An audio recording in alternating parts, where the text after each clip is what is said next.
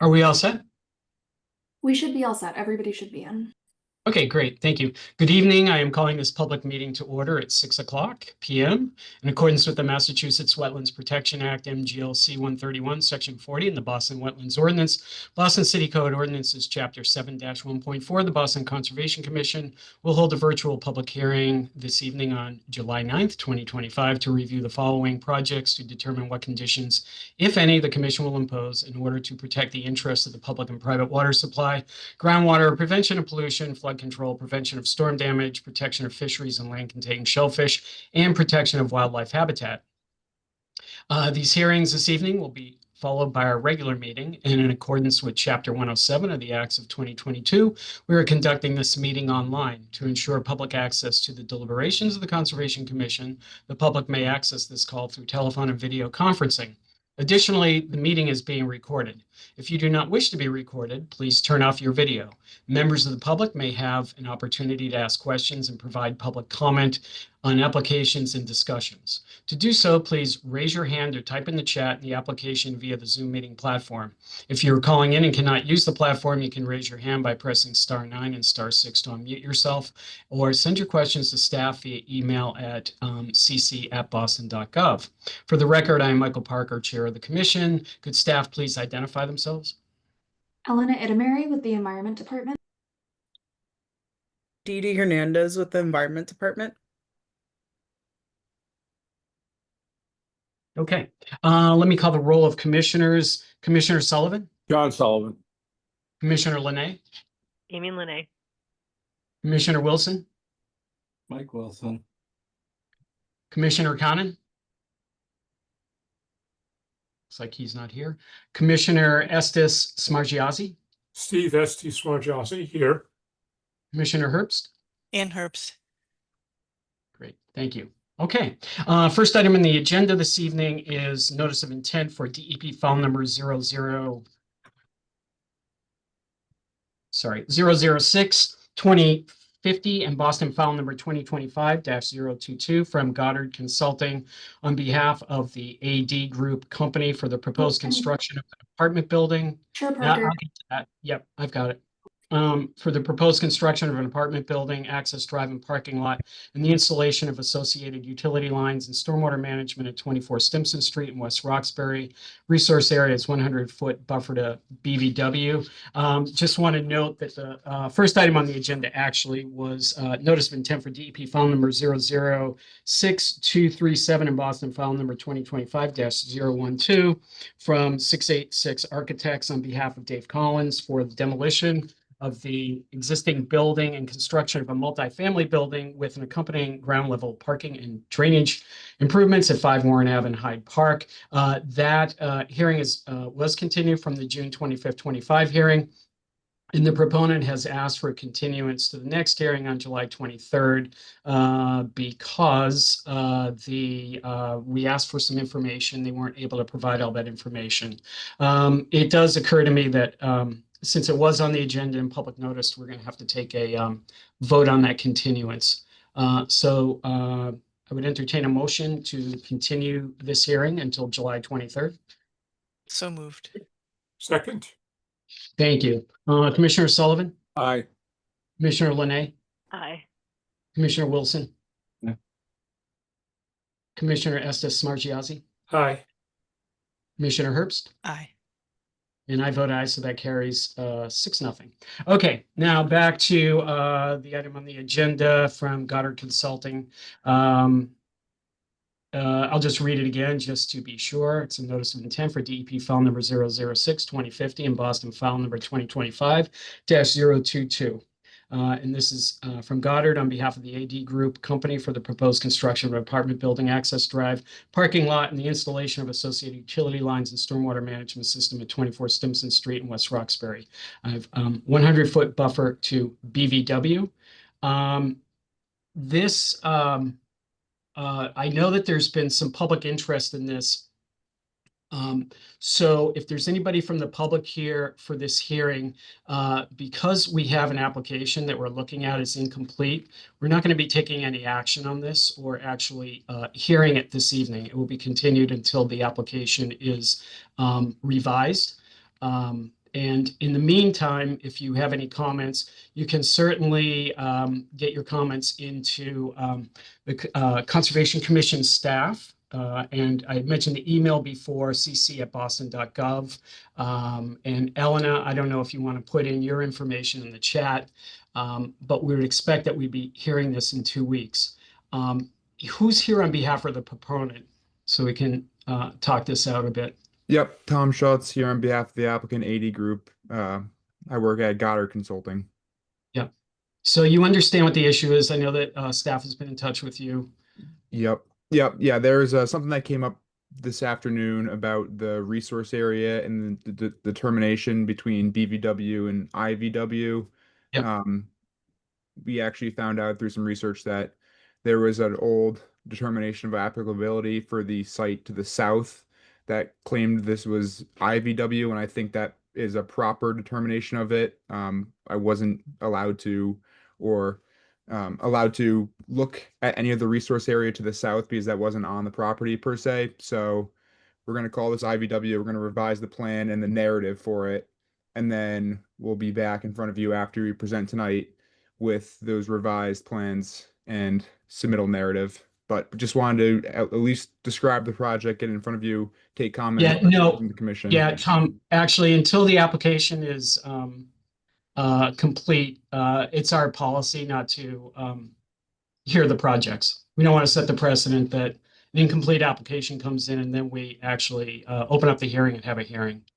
So why don't you revise the NOI and we can talk to you with a better understanding of the project and more robust discussion next time. Yeah, it's just a determination between two resource areas with the same buffer zone. I don't know if that makes much of a difference between what the It doesn't. project is going to be proposing versus not. It's both in buffer zone, not in the resource area per se. Mm-hmm. Understood, but it's just a matter of, again, do not want to set a precedent here that we're going to regret later. Understood. Okay, so we're just not going to, I guess, since it was public noticed, what we should do is take a vote that the application is incomplete, just for avoidance of doubt here. So I would entertain a motion that we are rejecting this NOI because it's incomplete. So moved. Do you have a second? I'll second. Thank you. Commissioner Sullivan, Aye. Commissioner Linay, Aye. Commissioner Wilson, Yeah. Commissioner S.S. Smargiassi, Aye. Commissioner Herbst, Aye. and I vote aye. Thank you. Okay, Tom, see you next time. Okay, next item on the agenda, notice of intent for DEP file number 006-2048 and Boston file number 2025-020 from Weston and Sampson on behalf of the Boston City of Boston Parks and Recreation Department for the proposed flood mitigating improvements to the Mary Ellen Welch Greenway, including the installation of bioretention basins and permeable pavers, improvements to drains, catch basins, and pipes, and the raising of low-lying areas at 44 Marginal Street in East Boston. Resource areas land subject to coastal storm flowage. Who's here on behalf of the applicant? Chair Parker, I'm going to recuse myself from this since this is my project. Great. Okay, good luck. Thank you. Thank you. Hi there, my name is Priyanka Venkina. I'll be presenting the Mary Ellen Welch Greenway Improvements Project on behalf of the Parks Department. With me today, I have Haley Page and Lynn Yee from Weston and Sampson, who will go into the details of the project. So Lynn, I pass it over to you. All right. Thanks. I don't know, Haley, do you want to talk for like 2 seconds just to open up the presentation? Sure thing. Yeah. Hello, everyone. My name is Haley Page. I'm the environmental scientist with Weston and Sampson that helped to compile this notice of intent. So just to start things off, the project's at the Mary Ellen Welch Greenway, located near 44 Marginal Street. And if you want to move ahead to the next slide, please, we can jump into things. Just as was mentioned, we just wanted to list out the project team. Today, me and Lynn will be handling the presentation here. But as Amy recused herself, she is the Boston Parks and Recreation Project Manager. Chief Sweat also is representing the city. And then Priyanka just represented herself, introduced herself, and then me and Lynn are here, and Sean Vander, our stormwater engineer, will not be able to make it tonight. We can move ahead to the next slide, please. So just jumping into the project area here, you can see outlined in the red limits is the limit of work for the Mary Ellen Welch Greenway project. If you move ahead to the next slide, this is an aerial image. Just a little bit better to help orient where we're looking here. You can see not as well on the slide, but there is a red outline also outlining the limits that were shown on the plans that were submitted with the application. At this point, we could flip ahead to the next slide, and I'm going to hand it back over to Lynn. Right. Thanks, Haley, and thanks, Priyanka, for representing BPRD today. So I'm going to go ahead and talk a little bit about just the overview of the project, like what we've been focusing on in terms of design and the goals for like flood mitigation and stormwater management on this site. As you can see, these are some of the existing photos and analysis that we did early on. The site is known for its severe flooding due to the nature of being in the floodway and have a lot of low-lying areas. And, you know, there's often flooding when there's an extreme storm event. And you can see on the photo that, you know, the inlet often fails at a severe condition like this, causing the greenway to be extremely flooded and unusable in such extreme conditions. And if you want to go to the next slide. So due to that concern, I think the project's focus is to kind of alleviate stormwater flooding on the Greenway due to its high water table, low infiltration rates. And then we also have very limited capacity of the existing stormwater infrastructure. There's also impact from adjacent properties, I believe, that have surface runoff from certain parking lots. And also we have the drainage pipes empty into the harbor, but as you know, it can fill up at very high tide condition. So all of these concerns are, you know, causing a lot of challenges on the Greenway, and therefore we came up with our design and tried to alleviate this situation. Please advance to the next slide. So this slide will talk a little bit about, I think it's also in the project narrative, what we're trying to do here in terms of interventions proposed, mainly focusing on improving the gray and green infrastructure, decreasing the impervious areas on site by introducing permeable pavers as seating areas, and also like concrete boardwalk with gaps to allow stormwater to permeate. And sorry, there's a note. Okay, yeah, thank you. Elevated portions of pathways and bridging over wet areas, and also just generally trying to improve the stormwater infrastructure. Next slide. I think I'm not going to read through all of this. I guess it's sort of more of a detailed narrative about, you know, the summary that I just went through. A lot of the improvement is just trying to focus on reducing the current paved area of, you know, the pathways. So a lot of them are strategically, you know, combined or, you know, narrowed down, like to reduce impervious surface. And then also we came up with some more creative solutions working with the Parks Department, introducing boardwalks and at, you know, existing low point and existing bioretention area, and trying to, you know, improve that and create a more sophisticated, improved bioretention area in combination with boardwalks, so they become sort of more of a focal point and stopping point and landscape amenity along the Greenway throughout the whole stretch. And also through micrograding, just to lift out, you know, the pathways, you know, at this low points by elevating them, you know, slightly. just by, I think it's ranging from half foot to, 3 or 4 feet. So it's not gonna cause drastic grading changes or impact tree root zones, but through these micro grading, we can try to at least get the pathways out of the flood in stormwater events. And there's also some new lighting and electrical services included in this project, replacing and relocating a lot of the light poles and handholds through this improvement project. So everything is going to be improved and coordinated to enhance the Greenway experience. If you go to the next slide. So one thing to mention is that there is a deployable flood barrier on site right now that is used to block the coastal flood waters from going beyond Sumner Street. So this flood barrier is going to be utilized throughout the construction and also post-construction. So BPRD maintenance will deploy it if needed to just in coordination with the contractor. So we have that language in our package and specs as well. And as needed post-construction, the deployable flood barrier can also be utilized. And I think next slide, please.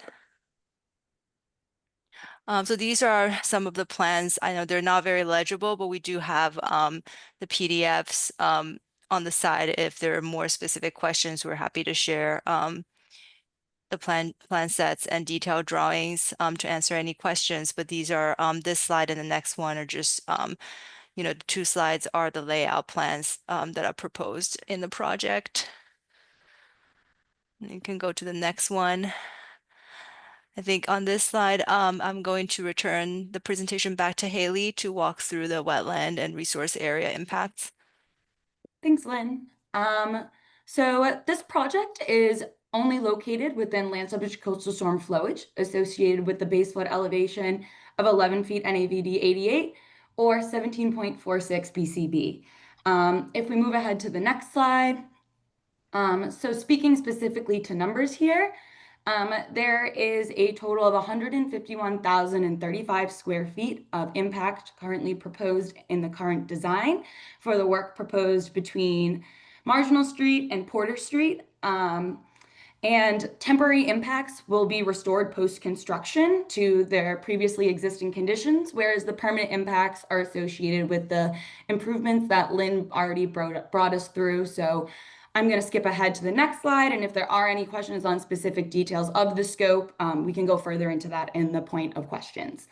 One thing to note is that after filing our notice of intent, it was identified that the portion of the greenway located underneath Porter Street, the current owner is unknown. So Boston Parks and Recreation Department is working to confirm if this area has potential to expand the improvements just below the bridge.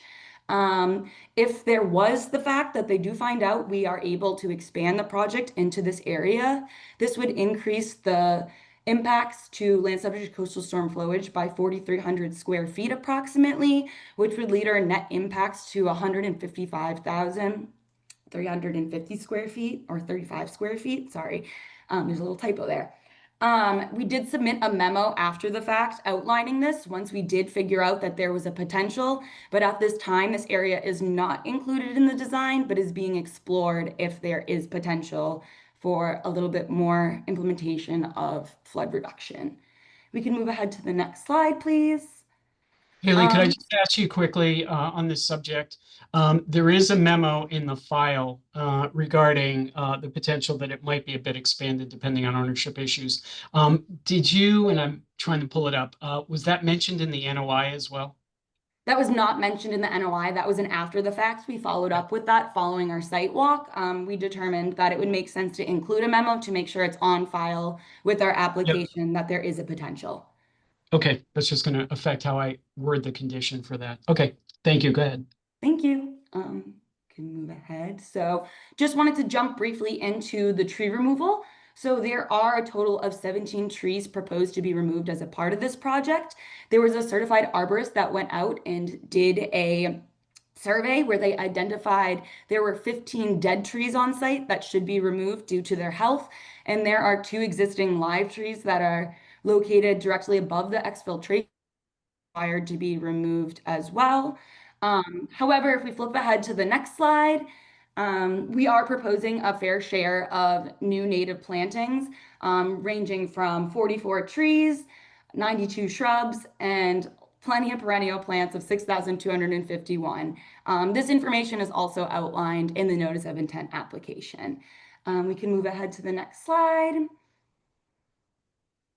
And then this is just the planting plan, which, as Lynn mentioned, these are a little bit blurry in the presentation, but if anyone might want to go through any detail of these plans, we do have them open to the side, and hoping it is readily available also in the application. I believe the next slide is another view of the planting plan. And then I believe that is the end of our presentation after this slide. So thank you so much for your time, everyone. And I'm going to hand it back for any questions there may be on the project. Okay, great. Thank you. Exciting project. Just want to remind members of the public, if you want to provide public comment, please raise your hand or type in the chat in the application via the Zoom meeting platform. If you're calling in and cannot use the platform, you can raise your hand by pressing *9 and *6 to unmute yourself, or send your questions to staff via email at cc@boston.gov. I don't really have any questions on this. Elena, what do you have? I didn't have any questions either. Okay. Commissioner Sullivan? Yeah, you mentioned there was high groundwater, when you got some dead trees. Do you know why the trees died? Is it because they're submerged in water all the time? Or, and bioswales, you mentioned you're going to have some of those. How are they going to work keeping themselves 2 feet above the groundwater table? So as for the tree health, I don't know, Lynn, if you have more information. We weren't the firm who did the tree survey, so I can't speak to that on why those trees are dead. And then on your second question, Lynn, can I hand it over to you to explain further on the bioretention cells? Yeah, sure. Thanks, John. I think generally answering your question about the high groundwater table, our strategy for grading is to avoid excavating, but strategically elevating the existing elevation at certain points. So by that, relatively, certain existing area will become low points. So to just enhance that, elevation difference, to intentionally just create more low point in those new bioretention area, and also the bioswales. I think it's the gravel shoulders that we're proposing along the pathways, hoping to catch more runoff and direct stormwater. And the other thing is, the water and sewer had to help a couple times the Parks Department with the pump station and all that. Are you rebuilding a new pump station in case we get a huge inundation and you just need more capacity? Or what's up with that? Yeah, that is not within the scope of this project. So it is treated as an existing condition that's on the site that we're not intervening at the moment.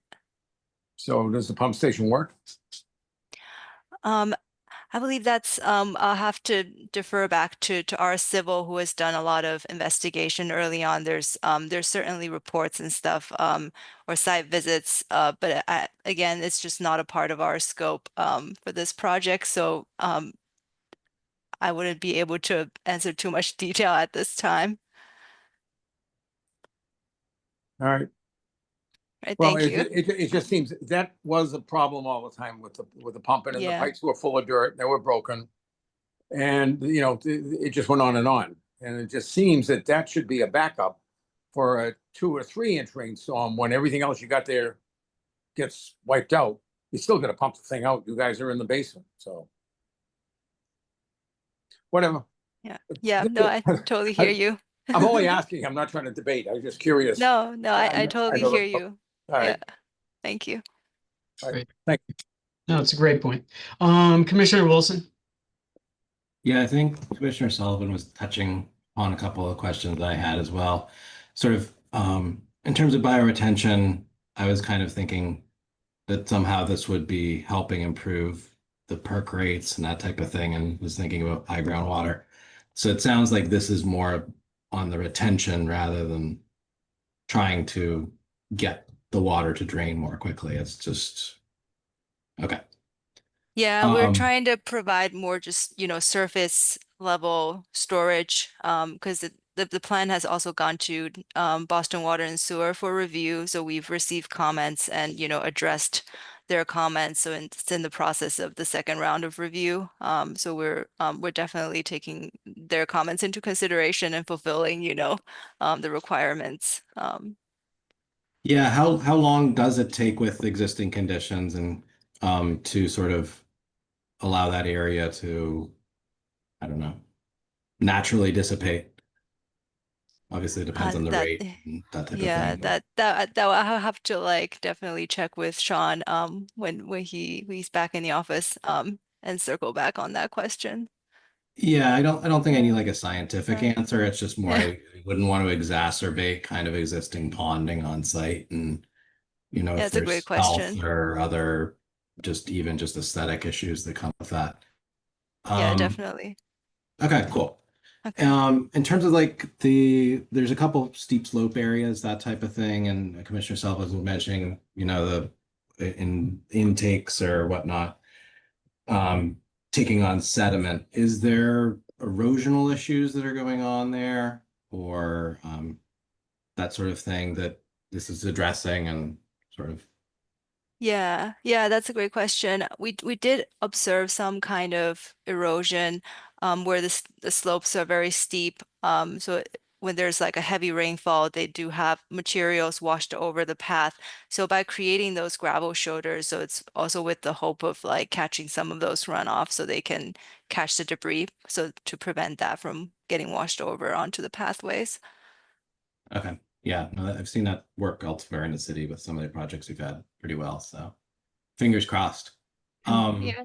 And then in terms of the ponding, like sort of areas where it's flooding, it seems like at least the photos are fairly still water. It doesn't appear to be there's movement along there. Is Mhm. that, I just wanted to double check that was the case, that, there's Yeah. some scenarios that like in the Boston Water and Sewer storm viewer, which even for just like 10-year thunderstorm, 2030, very low end, is showing, 1 to 2 to 2+ feet in that corridor. And I mean, if that's moving water, that's, that can push some stuff around.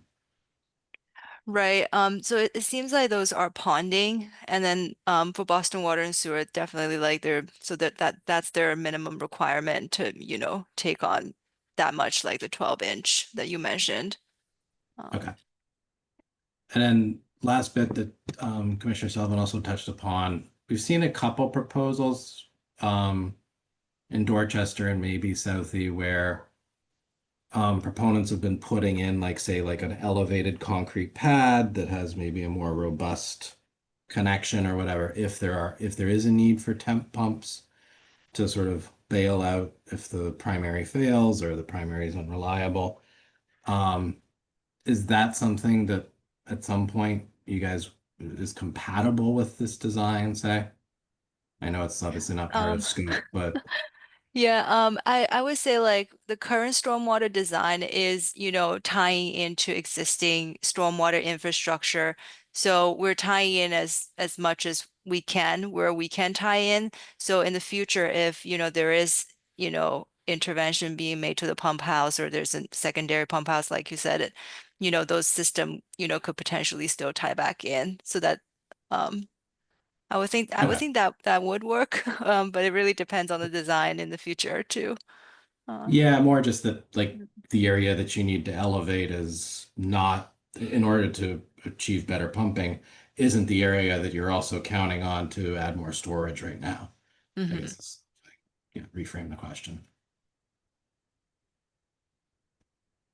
Yeah, I All think right. I think so. That's probably true. Okay. Well, yeah, no, appreciate you guys trying to tackle this. It's a tricky site and it could be really magical. So I'm glad you Yeah, guys are trying to no, we're take the excited challenge about on. it. I Yeah. appreciate it. Yeah, it's a very complex site, also like shared amenity, very well loved. So yeah, we're looking Yeah. forward to work on it. Yeah. Yeah. Thank you. Okay, Commissioner Wilson, there's no outstanding information you needed before we close this out, right?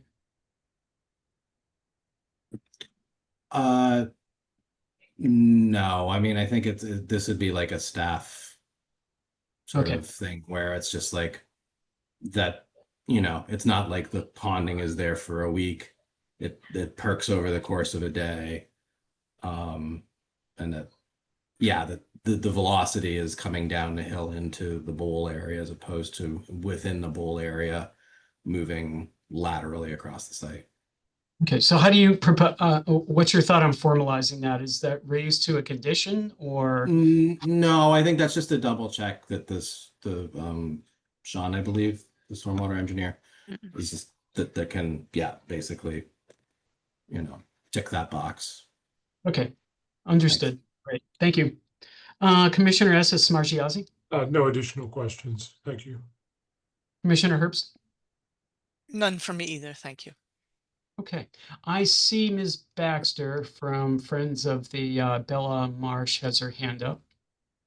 Thank you. You're welcome. Just a quick question, if I may. Please. First of all, I would love to commend the Parks and Recreation Commission. I'm really familiar with the area. The project overview addresses many of the concerns that those of us who are concerned about the environment and the kind of flooding that goes on in the area and along that corridor. It really hits on a lot of the issues. So that's really exciting and we're thankful for it. I also wanted to point out that hearing that the Boston Water and Sewer Commission review is already underway is really exciting. Thank you so much for doing that. A lot of times we feel like things are reversed and it gets confusing and hard from a public perspective. Finally, I had to step away, and this is my question. I was wondering what the time frame was, assuming everything goes through with a standard OOC and things move along. Again, my apologies that might have been said. I had to step away for a minute. It wasn't. It's a great question. Okay, yeah, thanks for the questions. In the overall timeline, we're thinking to go out to bid, well, if this is approved, of course, by the Concom, committee, we are planning to go out to bid in September, early September, and then the Parks has the funding to complete the project by the end of next year. Okay, great. Thank you so much. That was it. Okay, thank you. Counselor Monica, I think you had your hand up, but it's been retracted.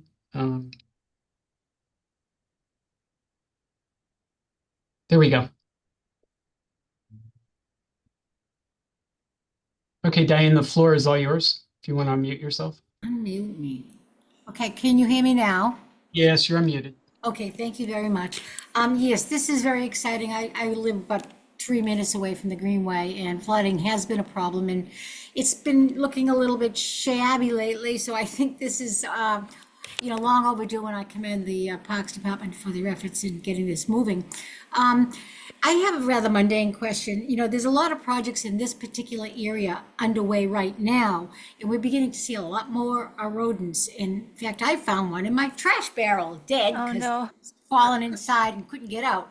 So my question is, in a project like this, I don't know how much excavation there is, but are you required to do anything around, rat baiting or rodent control? Yeah, Diane, that's a great question. We actually did discuss this with Amy on the project because we were proposing boardwalk material, and she brought it to our attention that this has happened on other project sites, that rats can tend to inhabit those smaller gapped areas in between. So we did include a rodent control detail in our design that has been tested and proven to be effective on some of our other projects. So from a design standpoint, we did consider yeah, how to like prevent rats in the proposed design. And also during construction, we did include a rodent control specification. So that's in our standard specs that we all do on all the projects to provide that kind of protection during construction. Because, and again, like we're hoping that this project is not going to need a lot of excavation because the strategy is to elevate rather than like dig down. So hopefully, that's gonna help a little bit. But with construction, you never know. They might just come out. But there is definitely rodent control included in our specifications. Yeah. Thank you very much. That makes me feel more comfortable with this. Thank you. Great. Thank you. I don't see any more hands. Elena, did you get any emails? There was a quick question in the chat, Yeah. and if the person who included this wants to elaborate, but it's from V, says, this is an exciting project. Will these updates also address the Japanese knotweed along the Greenway? Yeah, definitely. I did see that. Sorry, I was kind of distracted because there were questions in the chat earlier when I was presenting. So there are two. I think on our drawings we did. I think mostly on this segment at the beginning of the Greenway, where it's very extensive, and then we're at the at the very end of the Greenway, we had like along the slope, talked about weed removal. But certainly, throughout the whole site, during construction, we're going to do a thorough weed control and, try to get those taken care of as well. So yes, it is a part of the effort. Great. Thank you. Elena, anything else? Nothing else, and nothing in the inbox either. Okay, so with that, I would entertain a motion to close the hearing and issue an order of conditions with the special condition that that the order is authorizing work up with impacts up to 155,335 square feet of land subject to coastal storm flowage. If the ownership, and that's because of the unknown ownership issue right now.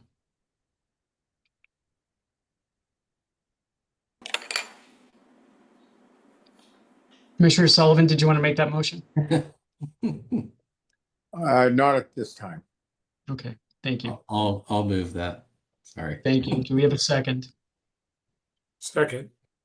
Thank you. Commissioner Sullivan? Aye. Commissioner Wilson? Aye. Commissioner Estes Margiassi? Aye. Commissioner Herbst? Aye. And I vote aye, so that carries 5-0. Okay, thank you and good luck. Thank you so much. Great, thank you so much. Thank you.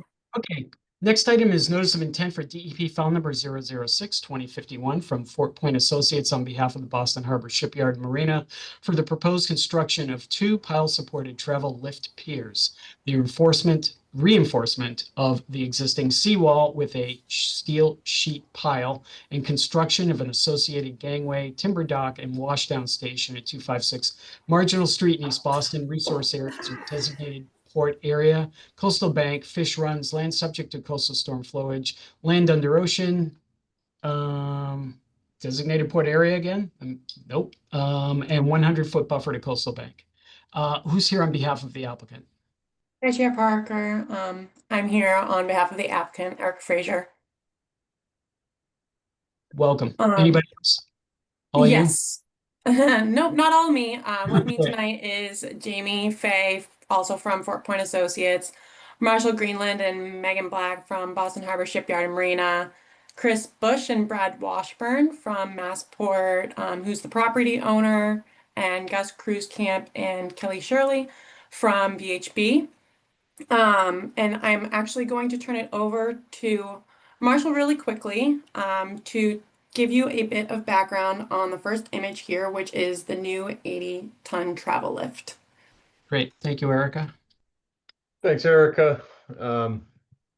Good evening, everyone. Thank you for having us. Yeah, just a quick overview of this project. So we purchased a new travel lift, which is depicted here. We got it assembled probably a month and a half ago. Had it shipped into Port of Boston. So now we're pursuing this NOI to construct the piers that we need to operate this on.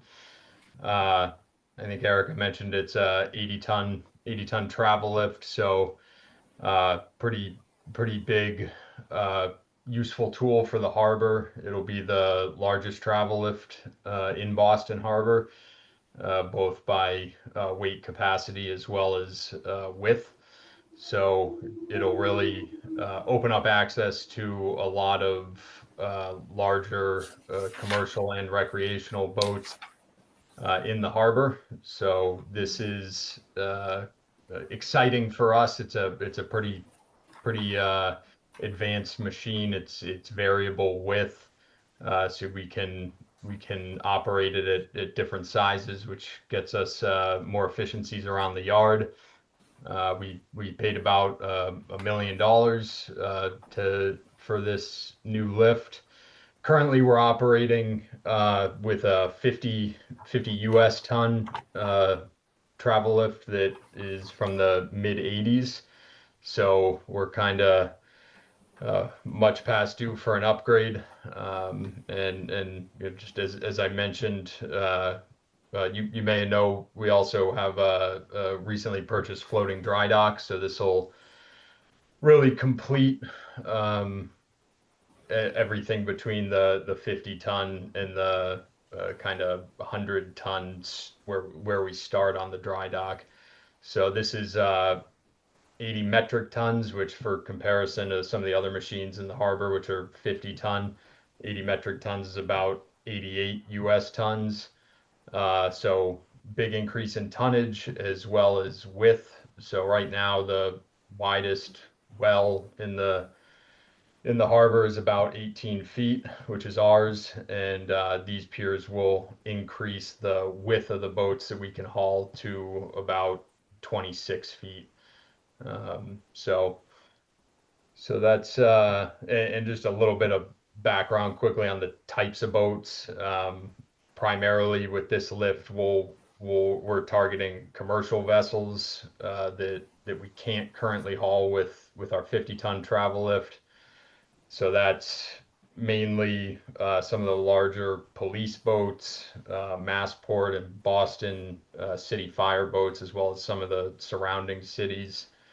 Some of the smaller ferries that are now in the harbor. There's, I'm sure a lot of you have seen some of the new small catamaran ferries from New York, so we'll be able to haul those very easily with this. And the whole fleet of most of the fleet of fishing boats in Boston Harbor. And if this can't handle it, then our dry dock would.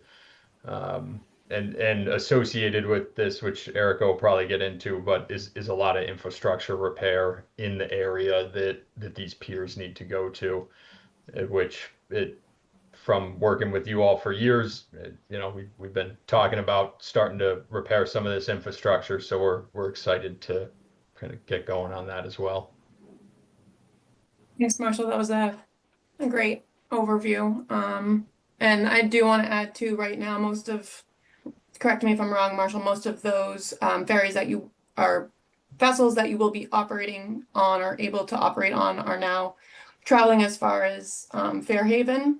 So they're leaving the harbor. Yeah, so I mean, there's a lot of market interest in these investments. So between this travel lift and some of our other new equipment, they're actually traveling as far as Bridgeport, Connecticut, which has a large travel lift, and they do a lot of commercial work for the larger ferry operators in the harbor. And then the closest kind of comparisons where all these vessels would be required to go to now are north to Gloucester or Portland, Maine, and then south to Fairhaven. So yeah, it's very exciting. Thanks, Marshall, for that overview. Next slide, please. So as Marshall mentioned, the travel lift will need to be able to perform its capabilities. So we are proposing to construct 2 new piers. The lower left image shows where the project is located in the context of the overall shipyard. And then the right image shows a zoomed in version of its location between piers 3 and 4. Next slide, please. So the next few slides are going to show what the existing conditions of the site look like today. The first image on the left was taken from Pier 3 and shows the majority of the concrete and timber seawall, the movable barge, and Pier 4. The bottom right picture, also taken from Pier 3, shows just shows a better image of the timber seawall and the dilapidated Pier 4. And then the top image to the right was taken from the upland area adjacent to Pier 4, looking out towards Boston Harbor, where the piers will extend out into. Next slide, please. So the image on the left shows Pier 4 and the concrete seawall at the eastern edge of the project site. And the top left image shows what the new 8-ton travel lift looks like, another view. And the bottom right image shows the location of the proposed upland work and where the washdown station will be located. Next slide, please. As Chair Parker mentioned, the resource areas at the project site are Coastal Bank, which is the edge of the seawall, land under ocean, which is extending seaward of the mean low water line, and that also includes Fish Run and land under ocean in a designated port area, which in this case is the East Boston DPA. Land subject to coastal storm flowage, which includes both Zone AE, which is landward of that bright blue line, and Zone VE, which is seaward of the bright blue line. It also includes the 100-foot buffer zone, which is depicted by the green line. Next slide, please.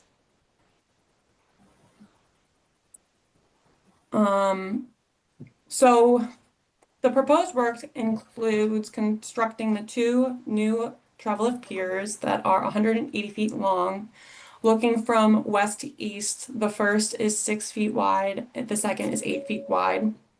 The in-water portion of the travel lift piers extends 120 feet seaward from the existing seawall and are each supported by 18-inch steel piles for a total of 36 piles.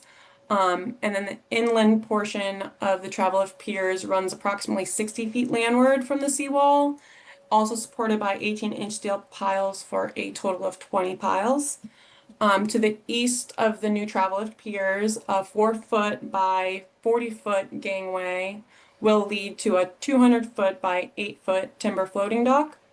The timber floating dock will be held by 11 12-inch steel piles and will be used for the safe boarding and deboarding of vessels and barges that are being hauled from the new travel lift. And then to support the travel lift piers and the additional loads of hauling vessels, we will reinforce the existing seawall with a 160-foot steel sheet pile wall and tieback system.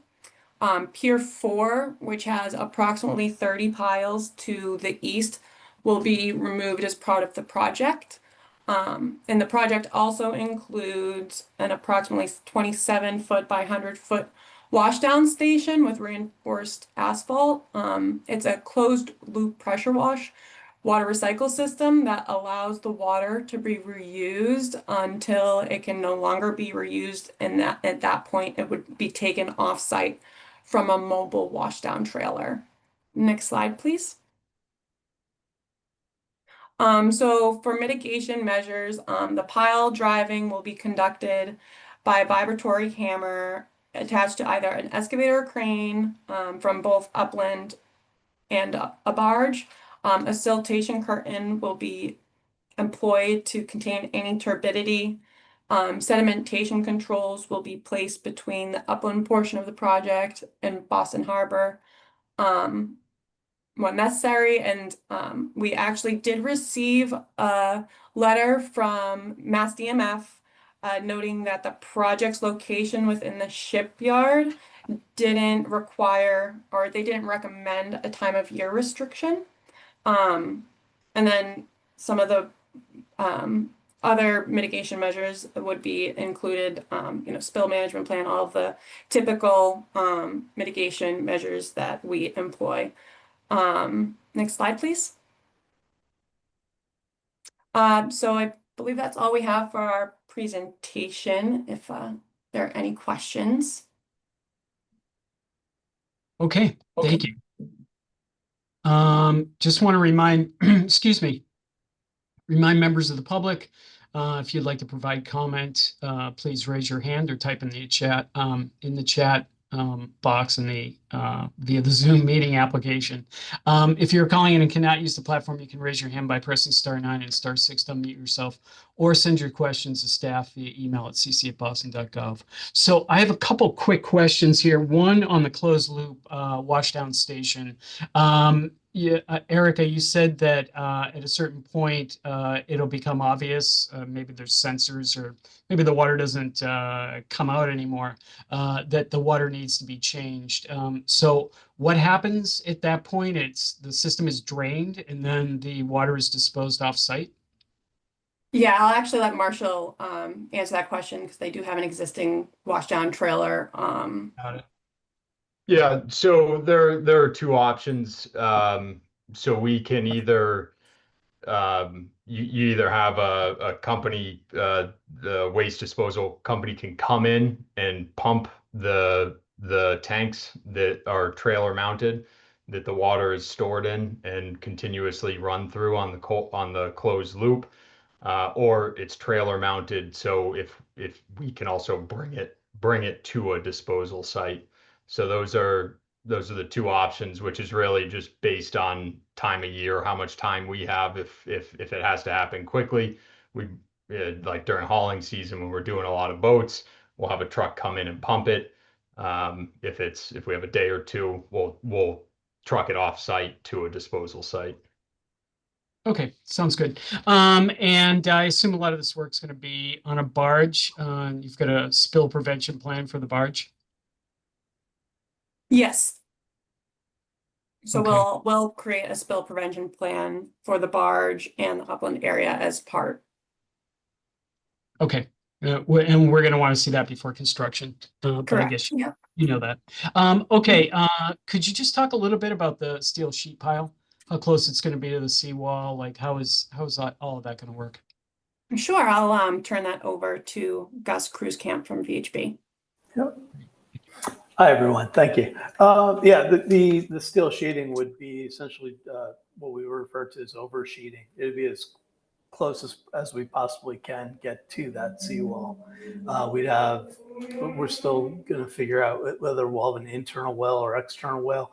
But again, the sheeting itself will be as tight as possible to the existing seawall. Okay. So, so you're not sure what the gap is at this point. This question has come up before. So, as far as what you sent to DMF, they haven't raised any concerns about it. And I know that the concern before has been what happens to the habitat in that space between the sheet pile and the seawall itself. And I'm looking through their letter. They don't have anything in there. So, and I don't know, maybe it was Commissioner Sullivan has asked that question before. He's the infrastructure person here.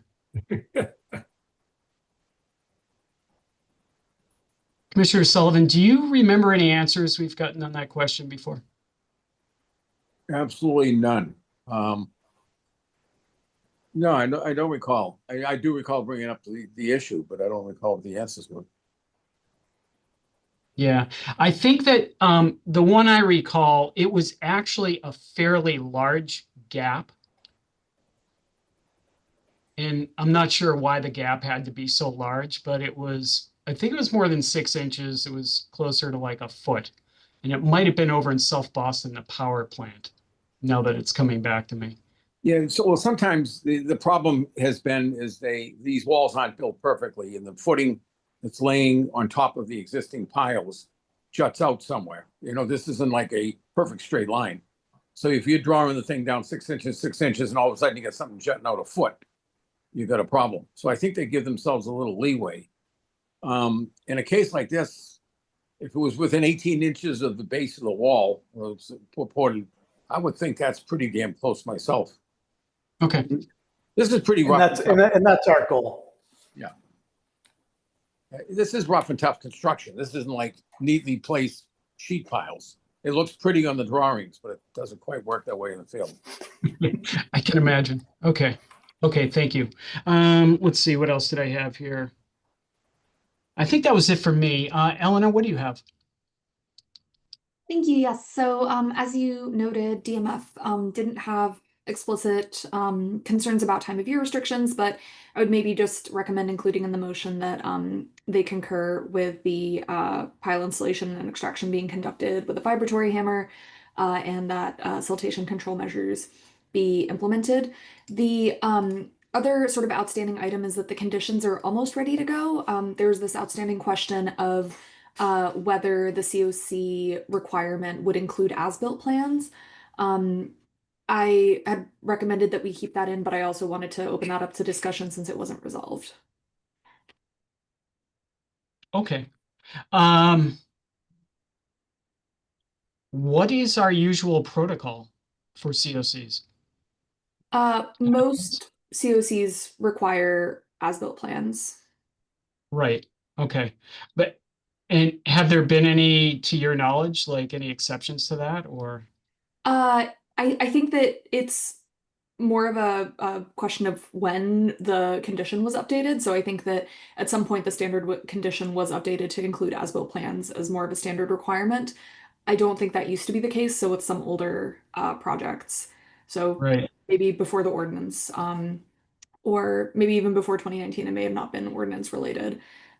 We started to require rather that as-built plans be submitted as part of the COC package. Yep, I remember going through that with someone not that long ago. And we insisted on as-built. I know that Commissioner Sullivan loves his plans, so I'll actually defer to him in his comments. Are you finished, Elena? Yes, that was it. Commissioner Sullivan, and I threw that on your plate as well.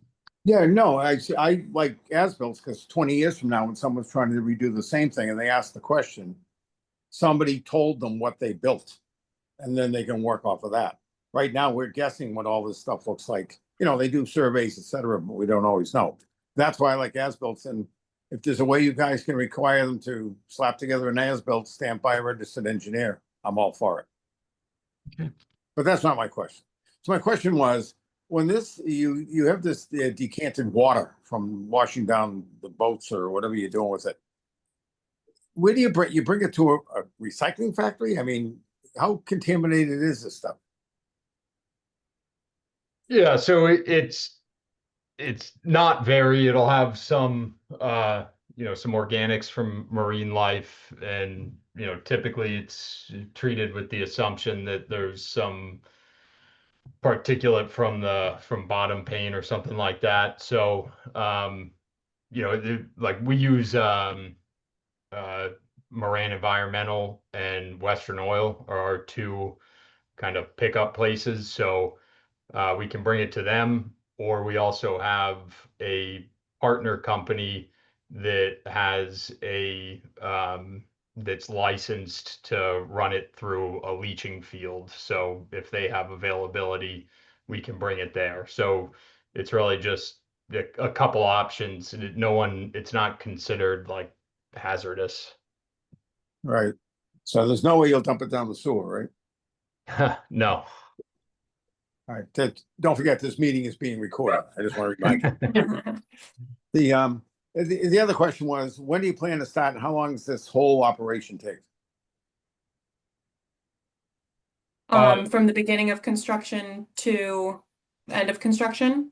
Yeah, beginning of construction to submission of as-built. How's that? So we do hope to complete the project by the spring of next year, in order to be able to haul vessels. All right. So I'll let Marshall or Gus answer the constructability piece of it, but that is the end goal. And our goal is to start construction this fall.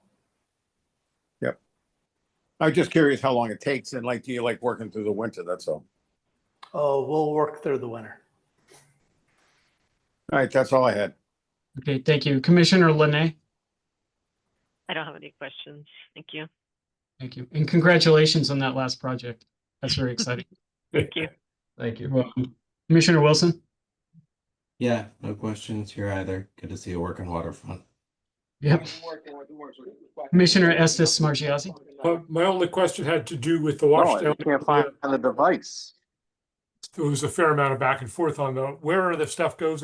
How does it all, I see that you've got a sloped area. What happens to stuff that lands outside that reinforced asphalt sloped area?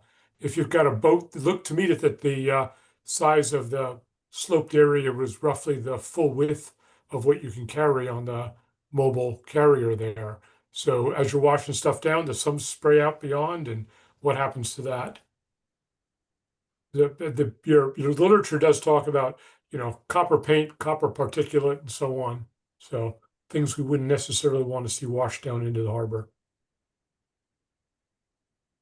Yeah, I think just for kind of general operations, we follow. I mean, this is a somewhat common question and problem in this industry. Fairly regulated. So we follow the best management practices, which is to have the pad be at least the width of the travel lift. Most vessels aren't going to be that wide, and we're always spraying it, from the sides, from the front, from the back. So everything, the idea is that everything's running off of the boat to the pad below it. And I think that's typically the best practice. No, thank you. Okay. Is there a condition or anything that comes out of that? Doesn't feel like it. I know that. Didn't feel yeah, like me either. Yeah. Okay. Thank you. I know that DMF said something about BMPs contingent on adherence to the BMPs recommended within the NOI. So Marshall, the protocols for spraying, was that one of the BMPs that was recommended within the NOI? Do you know? I don't believe that specific question about the actual washing procedure was in there. Okay, so maybe we will put in something about, we're going to put in this language from DMF, and we'll just expand the scope a little bit to include post-construction BMPs for the washdown, if that makes sense. Okay. Okay, thank you. Commissioner Herbst. No other question, thanks. Okay, thank you. Elena, I don't see any hands raised. Did you see anything in the chat or the email? No, nothing in the inbox and nothing in the chat either. Okay, so I guess there were a few things. One is apologies. I'm so sorry. I spoke 5 minutes too early. We did receive one question from Nora Hussey, who asks, who takes / where does the wastewater removed offsite go? How much and how often will that occur? If there is a spill of that as transports, what are the potential environmental / our monetary costs covered by? So I think we answered that a little bit. But as for how frequently, it is dependent on the status of the wash water. Yeah. And I think, go ahead, Marshall. I was just gonna say, generally the system's designed to get us through like our current operations in a hauling season with one tank of water. So I'd say about 3 to 4 times a year. So these boats will be a little bigger, so maybe it's more often, but bigger boats but less boats. So probably 3 to 4 times a year. Just to put a finer point on this. So when you're shipping the water off, is it shipped via like a hazardous waste manifest? Is there some sort of a sheet that goes along? So is it subject to, let's say, the cradle to grave regulations for materials such as this? Yeah, I mean, any of the contractors that we use will supply like a full manifest saying, you know, that again, they don't treat it as hazardous waste, but they still supply, you know, the manifest to just document, you know, that it was disposed of. And same thing, if we take it to a licensed facility, they'll give us a receipt indicating, I forget the term for it, but yeah, transfer of it and that they dispose of it properly. So because, you know, they have to document it for their licenses as well. Yeah. Yeah, so it sounds like it is regulated. So the type of company that takes this away is like a Safety Clean Harbors. They would be, we don't use them, but they, yeah, same type of That's the company. type of company. Moran, that's their kind of competition. Yep, there you go. So to answer the question about what happens when it leaves site, it is regulated. There's a chain of custody for materials such as this. So if there's anything that happens during the transport, someone's on the hook for it. Most likely the transporter. It's regulated. Correct. Okay. Okay, anything else, Elena? No, I believe that was it. Okay, I think we heard a strong preference for a requirement for as-built stamped for the COC. Was that the only issue on the order of conditions? I believe so. I think everything else had been resolved. Okay, so with that, I'd entertain a motion to close the hearing and issue an order of conditions with the special conditions mirroring the DMF comments that siltation control measures, turbidity curtains, and debris booms be implemented as needed, and that pile installation and extraction be conducted with a vibratory hammer, and that adherence to the BMPs recommended within the NOI and post-construction regarding the washdown area be included as special conditions. Chair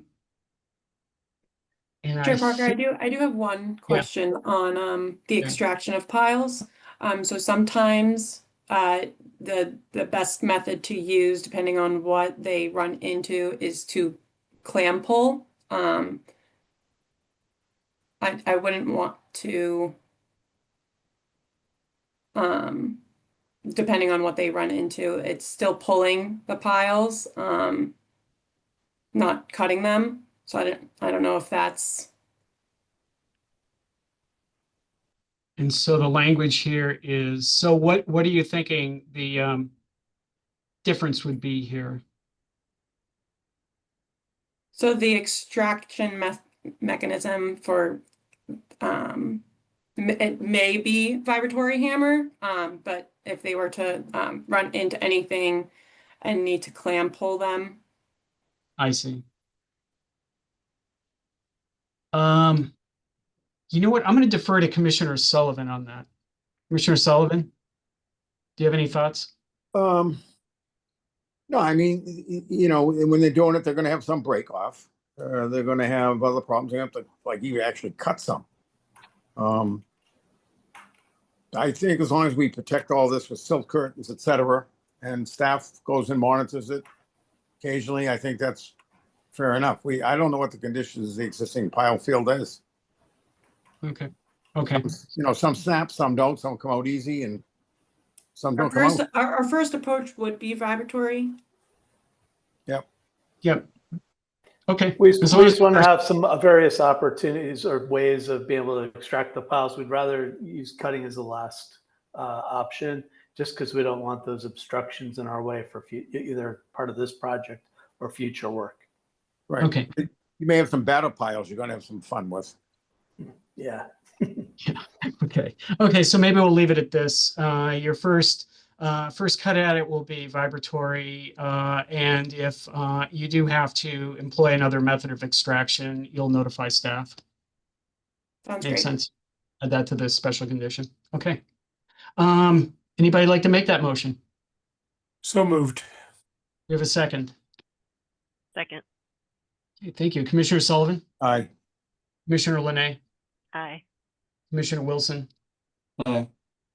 Commissioner Estes Smagiazzi, Aye. Commissioner Herbst, Aye. and I vote aye. That carries 6-0. Okay, thank you. Thank you. Thank you. Okay, next item on the agenda, notice of intent for DEP file number yet assigned from VHB on behalf of the Massachusetts Port Authority for FAA mandated safety improvements, including the construction of a runway safety area at the end of runway 27, a pile-supported deck and 2 emergency ramps, and associated access road realignment and stormwater improvements at Logan Airport in East Boston. The resource areas are land under ocean, coastal beach, coastal bank, land containing shellfish, land subject to tidal action, land subject to coastal storm flowage, 100-foot buffer to coastal bank, 100-foot. There's a lot of repeats tonight. And 100-foot buffer to salt marsh. You're being very, very comprehensive. Oh, I'm sorry. And 100-foot buffer to coastal bank. So it was 100-foot buffer to coastal beach, 100-foot buffer to coastal bank. I was reading too fast. Okay, who's here on behalf of the proponent? Brad Washburn from Massport, and I just have a few words, Chair Parker, and then I'm going to hand it off to Lars Carlson from VHB to walk through the slides. So I just want to remind the commission that we were before you previously for, I would say, a nearly identical project. And we're here to you tonight because as we went from design to the kind of build side of the contract, we had to make revisions to the emergency egress ramps per Massport Fire Safety Rescue. We also had some minor modifications to the perimeter road. So we had our site visit last week with Elena and Alice and kind of went through these changes. And again, the primary component of the project, the deck itself, remains unchanged. But we had to make those changes to the egress ramps to provide access to mean low or lower water. And then we had a kind of grade kind of difference that we had to accommodate closer to landside. So the project changes went through MEPA, notice of project change, and we did receive our certificate last week. So after we hopefully close with the commission, we'll be wrapping up with DEP, Army Corps, and CZM to hopefully be able to get us in the ground this September. And I think that's my 2 cents, and hand it off to you, Lars. Great, thank you. Thank you, Brad. Thank you, Mr. Chairman. We do actually have a file number courtesy of Nero. It's 0062054. It's not posted yet on the site, but that was relayed to us via email from Jim Freely. Okay, thank you. So let's start with the first slide, or second slide. So this is overview of Logan Airport. The arrow's pointing to the runway 27 end of runway 927. This is where the project is proposed. Those of you who have been around for a while know that Massport did a very similar project that's just to the left of the word runway. That was at the end of runway 33. This project is very similar in that it's a deck with an engineered mass arrestment system on it with 2 access egress ramps. One major difference is that there's no light pier associated with the 927 that there was at runway 33. Next slide, please. So as Brad mentioned, this is a FAA mandated runway safety improvement to the existing runway safety area to enhance aircraft for safety and passengers, and to meet FAA requirements and also requirements that Massport Fire and Safety need to execute their emergency actions as if that should ever be needed. Next slide, please. So this is being advanced as a design build project. The prior filing was based on a preliminary design. That preliminary design went out for bid, and a final design and constructor won the project. When they submitted their final design, the limits of work changed to the extent that the impact in resources changed. And so that's why we had to refile. As Brad mentioned, the deck remains the same. However, the changes to the access and egress ramps result in additional resource impacts to jurisdictional areas. The main reason driving that is that the preliminary design only brought the ramps down to mean low water. Per the requirements of Massport Fire and Safety, they want to be able to access the area at the lowest of low tides. So the final design carries the ramps down to 1 foot below mean low water. So by requiring the ramp to project further out into the waterway, that results in additional impacts, and that's why we're coming back. One of the other changes that Brad alluded to is that there are some changes on the land side with respect to the relocation of the access road. Some of those are permanent to facilitate sight lines and so on in airport movement land side, and some of our temporary to facilitate construction of the ramps while allowing airport personnel to continue to use the access road. So on the right-hand side, you see that's the currently proposed limit of work for the final design as compared to what's on the left-hand side, which is what was previously approved.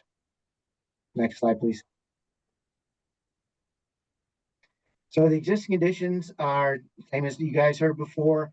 It is a sort of manipulated system in that there was in 1992 an inclined safety area was constructed. That inclined safety area included installing Acabian mattresses and areas of stone and riprap. But so it includes a host of coastal resources that we'll talk about. But in general, those resources have been affected by other activities at the airport, particularly construction of the inclined safety area. We do require work within Massport safety zone, and as I mentioned, land on both in water and on the land. Next slide, please. So these are the resources. I'm not going to read them to you, but and you can see them.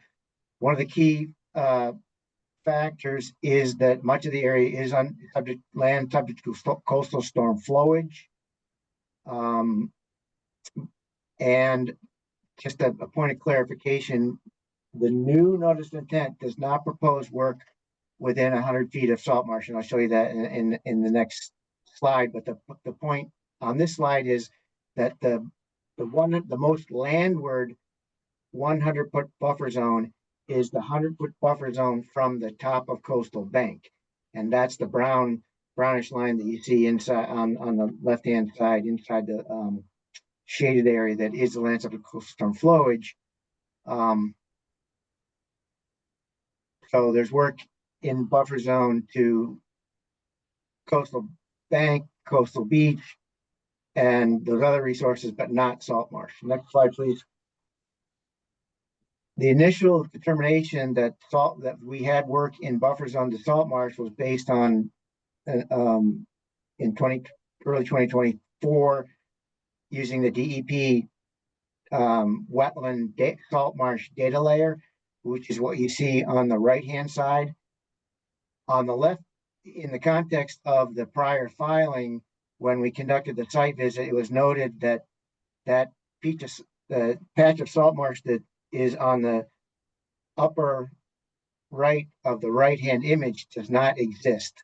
The DEP data layer is somewhat old and based on aerial imagery and not based on a site determination. So based on the site determination, the closest limit of closest work to salt marsh is roughly 220 feet away, which is what you see on the left-hand slide. Minor point, but the work will not be within buffer zone of salt marsh.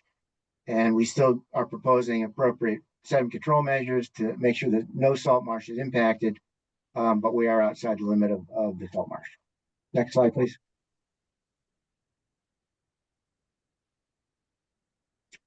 So the proposed work involves construction of the 450 by 306 foot long concrete pile supported deck, same as before, 2 emergency access and egress ramps, which do extend further into the land underwater than previously proposed, reconfiguring the perimeter road, which will not get any wider, but does get relocated, and then making stormwater improvements to capture and treat runoff from both the deck and adjacent areas on the airfield.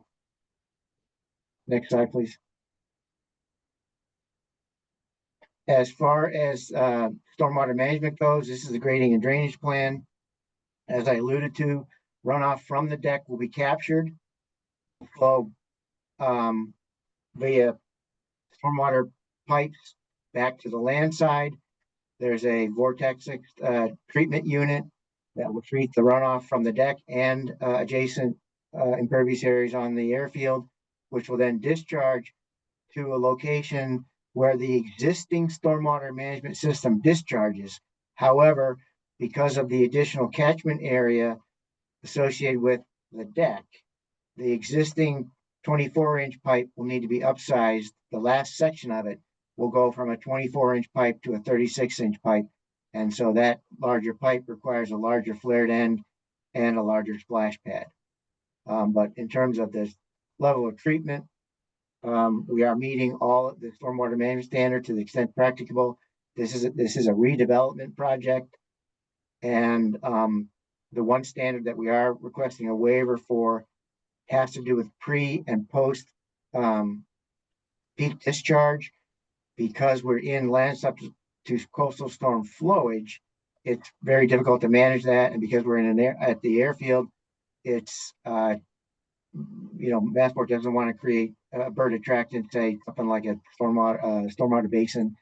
So per the regulations, there is an exemption, a waiver for pre and post, an increase in pre versus post when you're in land subject to coastal storm flowage. Next slide, please.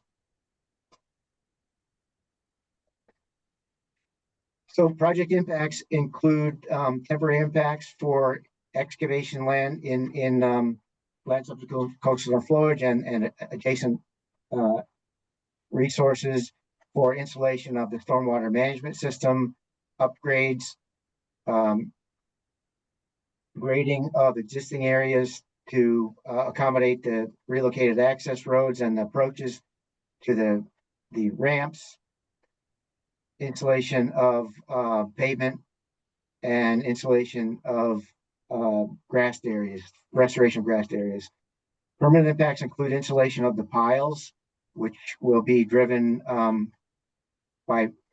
generally from the barges floating in the harbor. Construction of the 2 egress access and egress ramps with associated riprap on the outsides. The ramps themselves are a concrete matted material similar to what was used at runway 33. They are impervious, and that's been accounted for in the stormwater management report. However, the runoff will just go into the ocean as it essentially does today. Immediately seaward of the deck, there's a bulkhead, which will occupy a portion of the coastal bank. The bulkhead has, the entire structure has been designed in accordance with U.S. Army Corps of Engineers Coastal Engineering Manual to be resistant to erosion, and coastal storm erosion and other factors that are typical in the marine environment. The bulkhead does have a riprap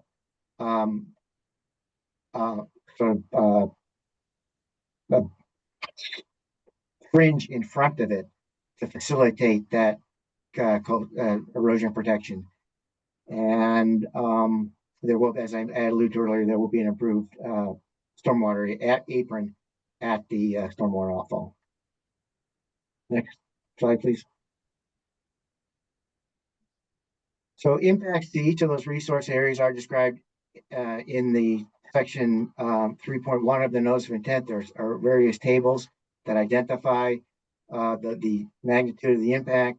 And in the following section, or in section 1.8, in the regulatory compliance, we identify that how the performance standards are met for each of the resources. One sort of new factor is that Massport believes the ramp could be considered a water dependent use, because in order for Massport Fire and Rescue to use those ramps for their function, which would be to provide access in the event of an emergency, those ramps need to be adjacent to the tidal water, which makes them a water dependent use. In their comment letter on the notice of project change that Massport submitted pursuant to the Massachusetts Environmental Policy Act, the Massachusetts Department of Environmental Protection agreed that the ramp should be considered a water dependent use. With that, we do, as I said, meet all the performance standards for land underwater, coastal beach, coastal bank, and land containing shellfish, because the project will be using the best available means for construction and meeting the project purpose and need. And then the impacts have been minimized to the maximum extent practicable. For those resources that do not yet have performance standards, land subject to coastal storm flowage and land subject to tidal action, the project has been designed to protect the interests of the act and not exacerbate storm damage, not exacerbate flooding, and protect fisheries and wildlife habitat. Next slide, please. We have described in the NOI a suite of mitigation measures, including compliance with the Division of Marine Fisheries recommended time of year restriction on in-water silt producing activities, structural practices, landside, including erosion control blankets and fiber rolls for control of sediment runoff from upland areas, and turbidity curtains for in-water work such as pile driving to minimize potential migration of any sediment that may be generated, both during construction of the deck as well as when the ramps are being placed. Then there's also non-structural practices such as temporary and permanent seeding to restore areas back to pre-condition conditions to the extent feasible.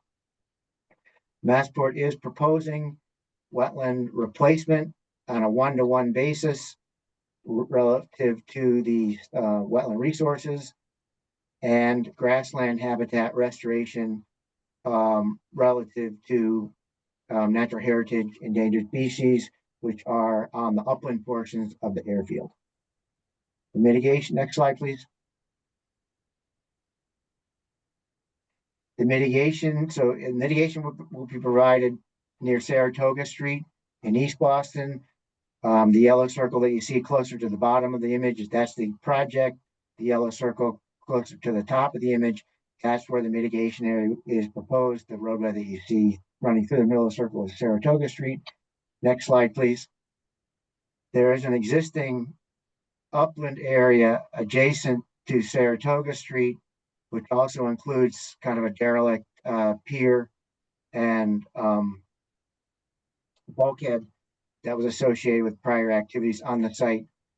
The mitigation, the in-kind mitigation for Wetland Protection Act purposes would be to remove the pier, the bulkhead, and then regrade the upland area such that it's appropriate to support marine tidal resources. It's not necessarily germane to this filing, but pursuant to requirements under Section 404 of the Clean Water Act, Massport will also be providing an in lieu fee to the DMF shellfish DMF in lieu fee program by way of Army Corps of Engineers and in the context of the 404 permit. So that is a brief overview of the project and the proposed mitigation, and I'd be happy to answer any questions you might have. Sure, thank you. Okay, just want to remind members of the public, if you want to provide public comment, please raise your hand or type in the chat in the application via the Zoom meeting platform. If you're calling in and cannot use the platform, you can raise your hand by pressing *9 and *6 to unmute yourself, or send your questions to staff via email at cc@boston.gov. Okay, a couple quick questions. Lars, could you explain the waiver exemption that you were mentioning before? What I got was making sure that there was no pooling of water that would attract birds that would become a nuisance, not a nuisance, but a danger to airplanes, both the airplanes and themselves. What could you go into that a little bit more? Well, yes. In the wetland regulations, under in the stormwater regulations, and also in section 10 I don't have the citation at the top of my fingers, but when you're in land subject to storm flowage, it's a moot point whether you mitigate for pre versus post, because it's the ocean. The concern about increased post-construction runoff versus pre-construction runoff is that you have potential to flood the neighbors or cause, on-site flooding in an upland or in an area where you're, in a upland floodplain. This is a coastal floodplain, and so any additional runoff is going to be absorbed by the ocean. So the regulations recognize that, and if it's not feasible to meet pre versus post, there is a waiver that can be requested. Yep, I understand. I'm actually looking at it now. Okay, got it. Let's see, what else was there? It's 10.06, 2.05, 6K2. Yep, that's exactly right. Good. Okay. I think that was all I had here. Was trying to understand that. Oh, Elena, I had a question for you. As far as the order of conditions, I don't see one in the Google Drive here. So I'm assuming that we've talked about this a bit before, and I think the restoration was included in the previous NOI that we'll deal with later in our regular meeting. What conditions did we have in there regarding the restoration and check-ins? Regarding the viability or survivability, or just how is it going with the restoration? Yes, I can pull those up right now. Apologies for that. You remember something like 3 years, but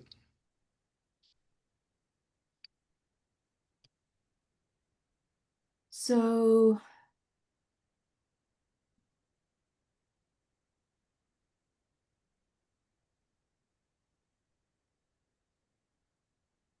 sorry, this might take a moment. you can look for it while I go to the other. If I may, we did get a draft order provided by commission staff. Massport has reviewed that and sent back our comments. One of the comments was that because the mitigation area is subject to a separate order, there were some specific requirements relative to the way that mitigation would be carried out.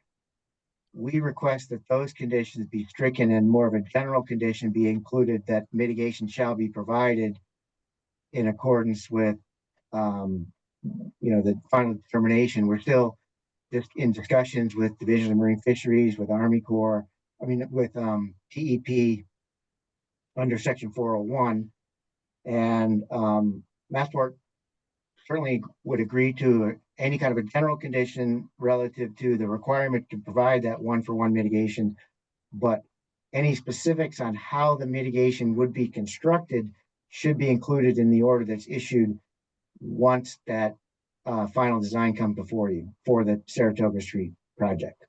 Okay, that's fair. Yeah, that's fair. Yep, because you're going to be coming in front of us for that other work. Correct. Okay. And Chair Parker, I believe the specific condition that we had in the original order of conditions for the sort of smaller, narrower version of this project was Prior to the commencement of work, the applicant must file a notice of intent and be issued an order of conditions by the commission for their mitigation plan. But again, I don't think that that's necessarily possible at this point. So that's, yeah, that was the one sort of specific one that we had. Understood. Okay. Okay. And what you're suggesting is that condition is probably not possible anymore. I don't think that it will be. Okay. Okay. Understood. Okay. What do you have besides that? I believe that that was going to be my only flag, is that was regarding the conditions. Okay. And just an administrative note, if the commission does vote to close the hearing tonight, it might make sense to vote on the certificate of compliance for the work before that. Yeah. Yeah, that would involve bringing it back into this hearing. And I thought about that before I opened it up. I think it's fine. It's going to be a matter of minutes before we get to the COC. Sounds good. Yeah. Okay. But I appreciate the heads up there. Okay, commissioners. Oh, but last question though. So if we close the hearing and issue the order of conditions, the order of conditions that you have are acceptable at this point. It makes sense. I believe so, yes. Yeah. Okay, sounds good. Commissioner Sullivan? This is more of a curious question. You've got those ramps going down, which probably after 5 years of no one using them, hopefully they're good and slimy. Do you have like rings built into some granite that you can use to jack and pull equipment out as tides come in and out if for some reason you're at the bottom of them? Or how does that all planned out? Well, it's accurate to state that there is marine growth if you look at the runway 33 area, but none of that has been accommodated as far as having anything on land side to tie to. That would be the responsibility of Massport Fire and Safety. They would likely have heavy equipment that they could anchor to if they needed to drag something up. But that, something like that is not included in the design. Yeah, I was just wondering. It wasn't specifically requested by Massport Fire and Safety. The project could have incorporated that had that been requested. Yep. I was just curious, and I hope I never get to use it. So good luck. Yeah, we all do. Okay, thank you. Commissioner Linay? I don't have any questions. Thank you. Thank you. Commissioner Wilson? Yeah, I guess my question is a sort of, I'm glad this is based off of the 33L runway precedent, which is very helpful. I'm just wondering, in terms of FAA regulations and what you guys need to comply with by when, is this sort of like a rotating project that's going to keep going around, and in the sense that there's other similar runways like, 22L that have, would seem to be similar conditions that we would expect in the future, or is that all TBD? I think this is Brad from Massport. I think it's TBD. I mean, certainly we will need to revisit, because as Lars said, that at the end of this runway is an incline safety area, and that was kind of the 1980s, 1990s version of kind of getting up to the current FAA safety regulations. So the safety decks are the current kind of answer to having an adequate runway safety areas on the land. So we will have to continue to work with FAA cooperatively on the other runways if they determine that those runway safety areas need enhancements as well. But at the current time, there's no plan to do anything else at the other locations. But again, we need to keep working with FAA to determine what we might need to do in the future. Okay. Yeah, no, that makes sense. And then the other thing I was just taking a look at in terms of like 4R and 22L, they have the sort of extended pier going out into the water with lights and stuff like that. Is that other stuff that we might see in the future that's similar to this, or is that like, because it's airfield operations and I don't know how they work, it's not associated with this type of a project? Yeah, so this project in particular is not going to have a light pier associated with it. Again, I think if other runway, if there is a future deck, again, that'd be a conversation with FAA as to, kind of what, because the lighting is a safety enhancement. So if that's needed, that would be discussed at that time for a particular project. Okay. And then last quick question, in terms of, this is where the modification to the prior plan, I just am getting caught up a little bit in terms of that area that's on that bridge over to Winthrop there. Has there been prior mitigation that's taken place there, or is this the kind of like revised approach for the mitigation there? I'm just refreshing my own memory. So this is the first, wetlands mitigation so we had a previous design. We now have an updated design for that area that, as Lars said, removes the derelict kind of maritime structures right on the shoreline and then converts a piece of the upland to mudflat. So there hasn't, to my knowledge, been any wetlands restoration on site. Okay, so yeah, none of that prior proposed restoration work has actually taken place, or Yes. at least not below the sort of tidal line, that type of thing. Correct, yeah. Okay, cool. Thank you. Thank you. Commissioner Estes Marchiazzi. Commissioner Wilson asked several of my questions. No further questions. Thank you. Commissioner Herbst. No questions from me. Thank you. Okay, thank you. I see that Ms. Baxter has her hand up. Cindy, do you want to go ahead and unmute yourself? Yeah, thank you. My question is regarding, I believe, the last two slides in the mitigation that Commissioner Wilson was just speaking of. I apologize for my confusion. I know there's more than one thing in play here, but I am trying to understand the planned mitigation and restoration efforts and whether flowage changes into the salt marsh, into Belle Isle Marsh, has been or will be examined prior to finalizing the work. Yeah, so Cindy, that project itself will need to go through the MEPA process, and it's going to Yeah. require a slew of permits from DEP, Army Corps, and CZM. So there'll be a full review of that project. And then it'll also need to obviously come before the commission as well. So it'll be, just as an extensive process as this project went through, actually. Okay, Brad, do you have any of the dates or timing of that? I just struggle always to keep track of all the right meetings, and this one's important to us. Yeah, we haven't had any public meetings or any filings for the mitigation yet. We're still working on the design. Okay. So we'll keep you posted as we get closer to filing with MEPA, which would be the first step. Okay, that would be awesome. I'd greatly appreciate that. Thank you. Yep, That's the no only question I had. Thank you very much. Okay, Okay, thank you. Okay, Elena, any emails? No emails about this, and nothing in the chat either. Okay, so with that, I would entertain a motion to close the hearing and issue an order of condition with the special conditions added that are contained in pages 2 and 3 of the DMF memorandum in our file. So moved. Thank you. Do we have a second? Second. Great, thank you. Commissioner Sullivan? Aye. Commissioner Linay? Aye. Commissioner Wilson? Aye. Commissioner Estes Marchiazzi? Aye. Commissioner Herbst? Aye. And I vote aye. That carries 6-0. Okay, thank you. Yeah, thank you. Thank you. Okay. Next item on the agenda, notice of intent for unassigned DEP phone number from FOATH on behalf of the Massachusetts Port Authority for the proposed repairs of an undermined seawall, including enforcement of 17 steel piles via encasement and grout epoxy at 1 Black Falcon Avenue in South Boston.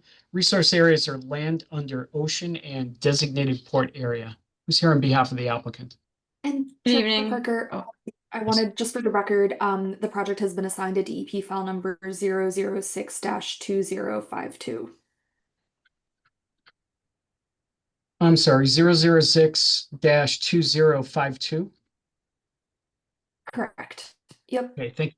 Okay, Hi, Mary Orlando from Massport Environmental Unit. Joining me this evening is Chet Myers, Deputy Director of Maritime at Massport. And presenting today, we have Benjamin Foley, Civil Engineer with FOTH Infrastructure and Environment LLC. Yeah, with that, I'll pass it off to Brad. Sorry, to Ben. No problem. thank you. Yeah, if you want to go to the next slide. Just a project location map. As Chair Parker said, the project site is located at Flynn Cruise Port, the Black Falcon Terminal, located at 1 Black Falcon Avenue in South Boston. The terminal is owned and operated by Massport and is an active maritime facility that plays a key role in Boston cruise ship operations. Can we go to the next slide?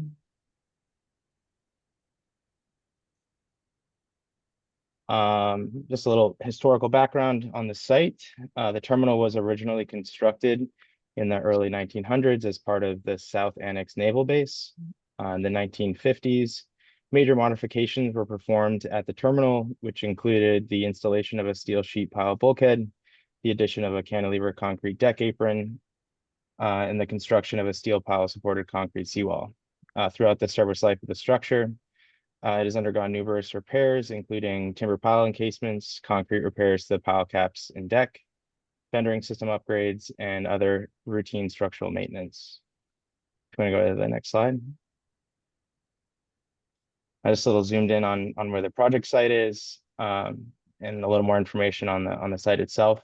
From the face of the terminal building headed towards the water, the structure includes a pile supported concrete deck, which connects to a steel pile supported concrete seawall and cantilever apron, which in conjunction with the concrete deck supports the passenger boarding bridge, which is on the right side of the aerial, which allows passengers to on and offload from the terminal to the cruise ship. If you want to go to the next slide.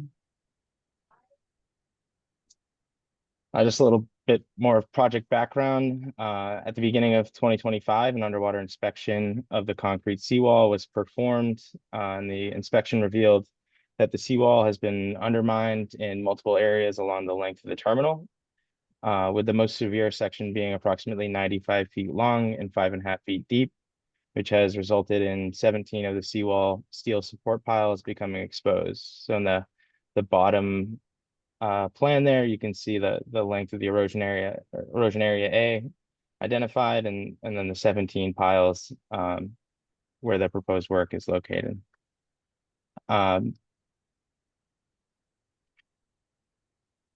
Yeah, so with the seawall undermined, the divers collected ultrasonic thickness measurements on each of the 17 exposed piles, which resulted in the identification of significant section loss of the piles. Based on the findings, the pile repairs have been determined to be necessary to restore the pile's structural capacity and allowed for the continued use of the cantilever apron and the passenger boarding bridge. You can go to the next slide. So for the proposed work, Massport is proposing to jacket the 17 exposed H piles. The prepare process will include initially clearing the berth of all the vessels. The dive team will then confirm the limits of the work and begin cleaning the piles to remove marine growth and any existing corrosion. Just as a note too, final cleaning methods will be determined by the contractor, but is anticipated that they'll either use a wire wheel brush or a power washing system to remove that marine growth and existing corrosion. Following the pile cleaning, the dive team will install the steel reinforcements and the 24-inch FRP jackets as shown on the drawings. After the reinforcements and jackets have been installed, the contractor will fill the jackets with a marine grade epoxy, which is typically Denso Shield 550 or some equivalent product. And then following construction, the site will be restored to its original conditions with no anticipated adverse impacts. And as another note, all of this work will occur within the existing footprint, which was part of that original construction in the 1950s. And with that, I'll hand it off to Chet Myers with Massport for questions from the commission. Thank you.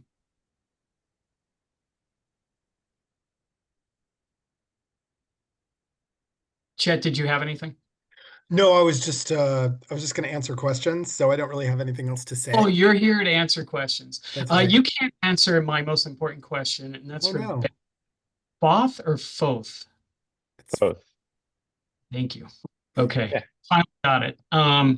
Okay, I didn't really have any questions on this. It all looked in order. Elena, did you have anything?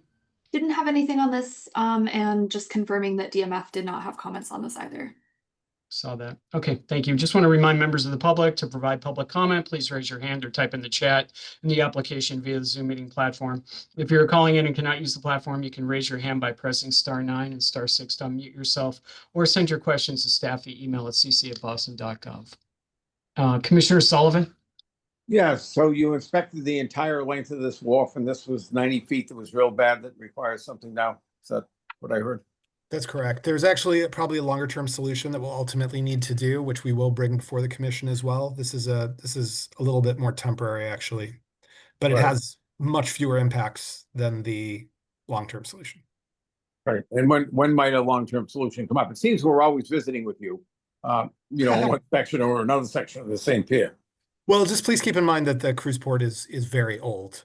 This particular section of deck was constructed in the 1950s, and it was really constructed in the 1950s. I mean, it's a gigantic solid piece of concrete that runs 3,300 feet and has a cantilever deck that extends out over the water. It's just that I think when it was originally constructed, it wasn't anticipated that large cruise vessels with bow and stern thrusters would be visiting, and they have a habit of they've resulted in some undermining of the toe of the pier. But this is the only section that actually requires these jackets to maintain the condition of the piles that support the gravity well. Right. By the way, I was created in the 50s too. It doesn't mean I'm old and gigantic slab, so that's all I have.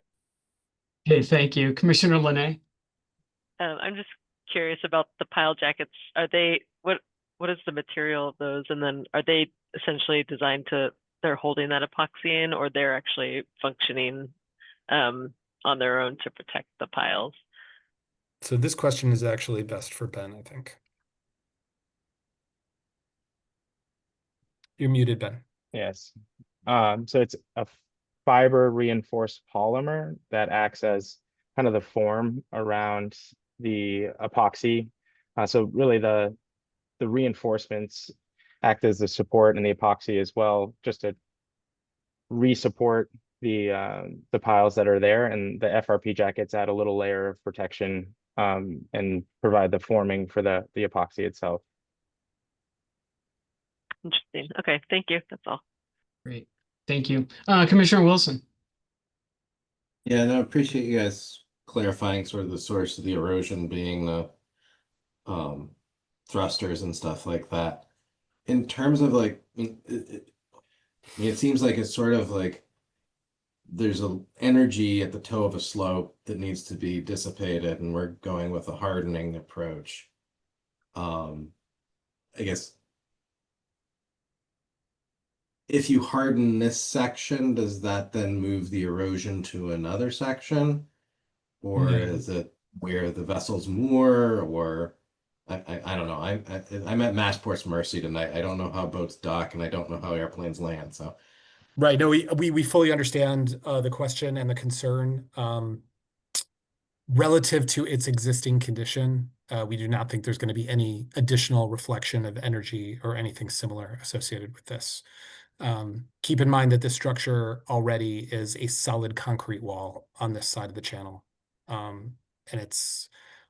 While I won't minimize the amount of energy reflection that it already produces, and it was constructed at a time well before that type of analysis and concern was widespread and instituted into law, it's not going to get any worse, I guess is my point. okay. Yeah, no, that's great. Thank you guys. Appreciate you keeping us all safe. Great. Thank you. Commissioner Estes Marchiazzi? No further questions. Thank you. Commissioner Herbst? No questions. Thanks. Okay. Elena, do we have anything, any hands raised? I don't see any. No hands raised, nothing in the inbox either. Okay. Okay, so with that, I would entertain a motion to close the hearing and issue the order of conditions. So moved. We have a second? Thank you. Commissioner Sullivan, Aye. Commissioner Linay, Aye. Commissioner Wilson, Aye. Commissioner Estes Margiazzi, Aye. Commissioner Herbst. Aye. Aye. And that carries 6-0. Did we get 2 ayes out of someone? That was me. I wanted to be very sure. Okay, thank you. 6.5, 0, that one. Okay, thank you. Okay, next item on the agenda is notice of intent. You're welcome. Notice of intent with unassigned DEP file number. Did we get one assigned for this one? Not to my knowledge. I will defer to the Massport team if anybody from DEP has emailed them directly. So we'll go with unassigned for now from FOTH on behalf of the Massachusetts Port Authority for the proposed demolition of a deteriorated seawall and its replacement with a sloped stone revetment at Piers Park 2, 95 Marginal Street in East Boston. Resource areas are land under ocean, coastal bank, fish runs, and land subject to coastal storm flowage. Who's here on behalf of Massport for this one? Yes, good evening, Chair Parker, members of the commission. I'm Chris Bush, Senior Environmental Planner with Massport here this evening with Chet Myers, Massport's Deputy Director for Maritime. And we have from FOTH, Paul Marsala, as well as Fiona Vardy. Next slide, please. Okay. Can I just want to set the table a little bit here? Sure thing. Yeah, I think you've been involved in the discussions, and I just want to get this issue out there before we talk about this. And Elena, help me if I misstate anything. But there seems to be disagreement within the state agencies as to the resource area that's implicated here. And I guess that's turned up in your MEPA filings and a memo that we have from CZM regarding Coastal Bank. I think at least CZM and I think DEP is uncommitted at this point, but seem to indicate in a MEPA filing that they, let me just say, they could be in agreement with CZM that instead of Coastal Bank, that the resource area is a rocky intertidal area. And so I think I've got that right so far. In 2023, less than 3 years ago, we, meaning the Boston Conservation Commission, issued an ORAD saying that the area in question here is a coastal bank, and that's good for 3 years. So we're in this sort of crazy gray area where we have at least CZM disagreeing with our ORAD determination, DEP still uncommitted. And I think the good thing here is, and maybe it's unfortunate for you, there's not a DEP file number assigned yet, so we wouldn't be able to close the hearing tonight. But it looks like we'll have 2 weeks to try to further sort out this issue. And finally, I would just say that from my perspective, if we went ahead and we operated and issued an order of conditions for this project using our ORAD as a basis for the resource area, it seems likely to me that, and again, this is dependent on where DEP comes out on this, that DEP could grab this and issue a superseding order of conditions because and I think the position would be that we're issuing the order of conditions based on a faulty ORAD or faulty consideration of the resource areas. Yeah. I mean, just to provide a little more background, if I could, as part of the MEPA process for this project, we did have an interagency resource meeting in May to review the project with all the state resource agencies. At that time, CZM did raise issue with the resource areas as presented in the MEPA filing. They asked for an additional characterization of those resource areas. Pursuant to that, we had FOTH hire a coastal wetland scientist, a consultant firm, Lucas Environmental, or rather LEC Environmental, to go out and take another look at the site, redelineate those resource areas, review the order of resource area of delineation that had been conducted, provided a technical report that concluded that based upon the Wetlands Protection Act definition for resource areas such as rocky intertidal, which is specific to naturally occurring shorelines, this area being an area of historic fill, that was not a resource area present at that location. That technical report, the findings, updated plans with resource areas was circulated to those resource agencies during the MEPA comment period. When that was circulated to them, we asked if they would like to meet to discuss, to review that information. We would make ourselves and the consultant available. They did not respond. And then we have the comment again from the agencies requesting another delineation. So it's a little perplexing given the existing ORAD and two assessments by two separate consulting firms of the resource areas in this location. But with that, we can get into further discussion and look for your, I guess, direction on this after we review the project. Sure. Sure. And I guess it'd be pretty simple. And Commissioner Herbst, I can see that she's very interested in this conversation. But it feels to me the direction now is in the intervening weeks that we have before we see you again, that the discussions continue with the agencies, and hopefully it all works itself out. But that's what I have. So if you want to go through the project, I'm sure Commissioner Herbst will have some other color for this when she has an opportunity to speak. Yeah, most definitely. So again, we're here to review the notice of intent for the rehabilitation of the existing seawall at Pierce Park 2 in East Boston. Next slide. And just an overview of what we'll be covering. I will review project background and then hand it off to Foth to get into the particulars of the project. Next slide, please. Just to orient everyone, as of the location, again, we're in East Boston. Pierce Park 2 and the project site is just to the east of Pier 1, to the west of Pier 3, and adjacent to Pierce Park 1. Next slide, please. So the project site is to the water side of the red line.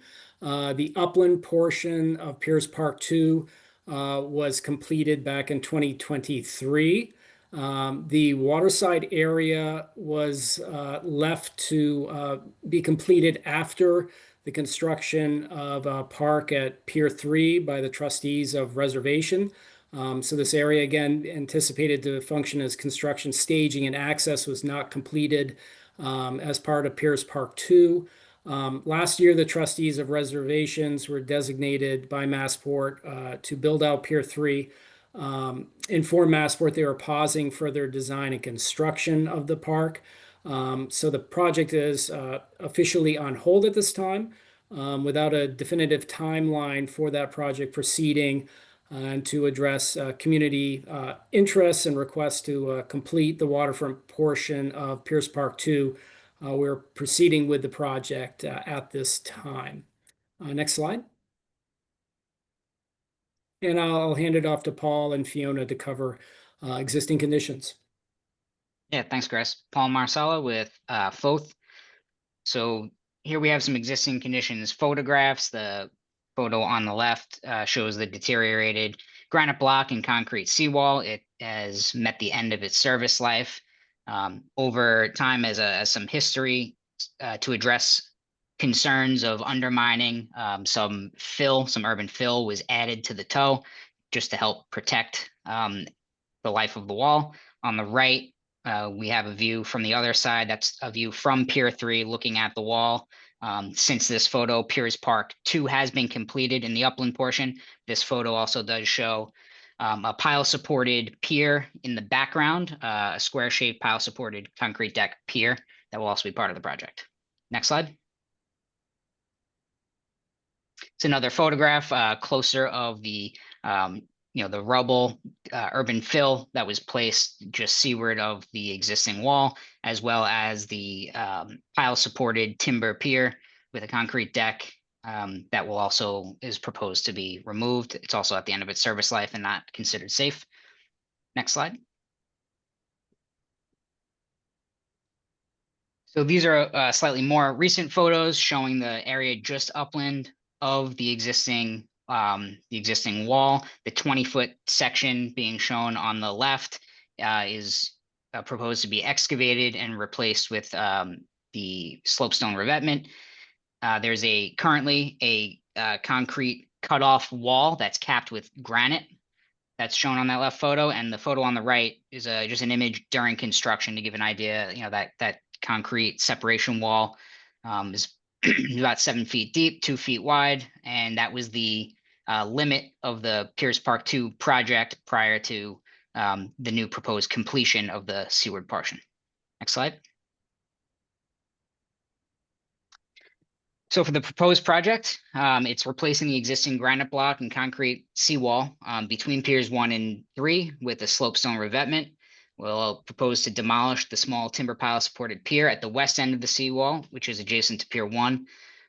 There'll be a construction of an additional cutoff wall, and a 6-foot high fence at the end of Pier 3. This is to prevent public access from land to Pier 3 in the interim while that project is on pause.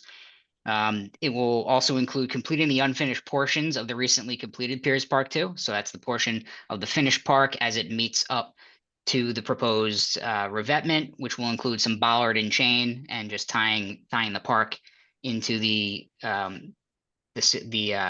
revetment. As part of this project, there is some dredging required to facilitate that sloped stone revetment.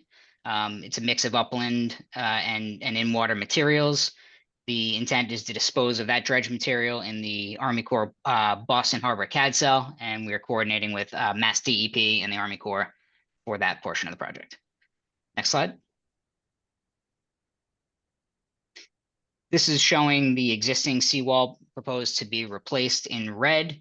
It points out that, in the corner, the pile supported pier, and we're just showing the existing Pier 3 to remain off to the right. Next slide. So this is an aerial, plan view of the proposed slopestone revetment. You see the new slopestone revetment spans the entire width between Piers 1 and Pier 3. We show hatched in red is kind of the new intertidal area. We will touch a little bit more on that specifically with resource areas in a few slides. And the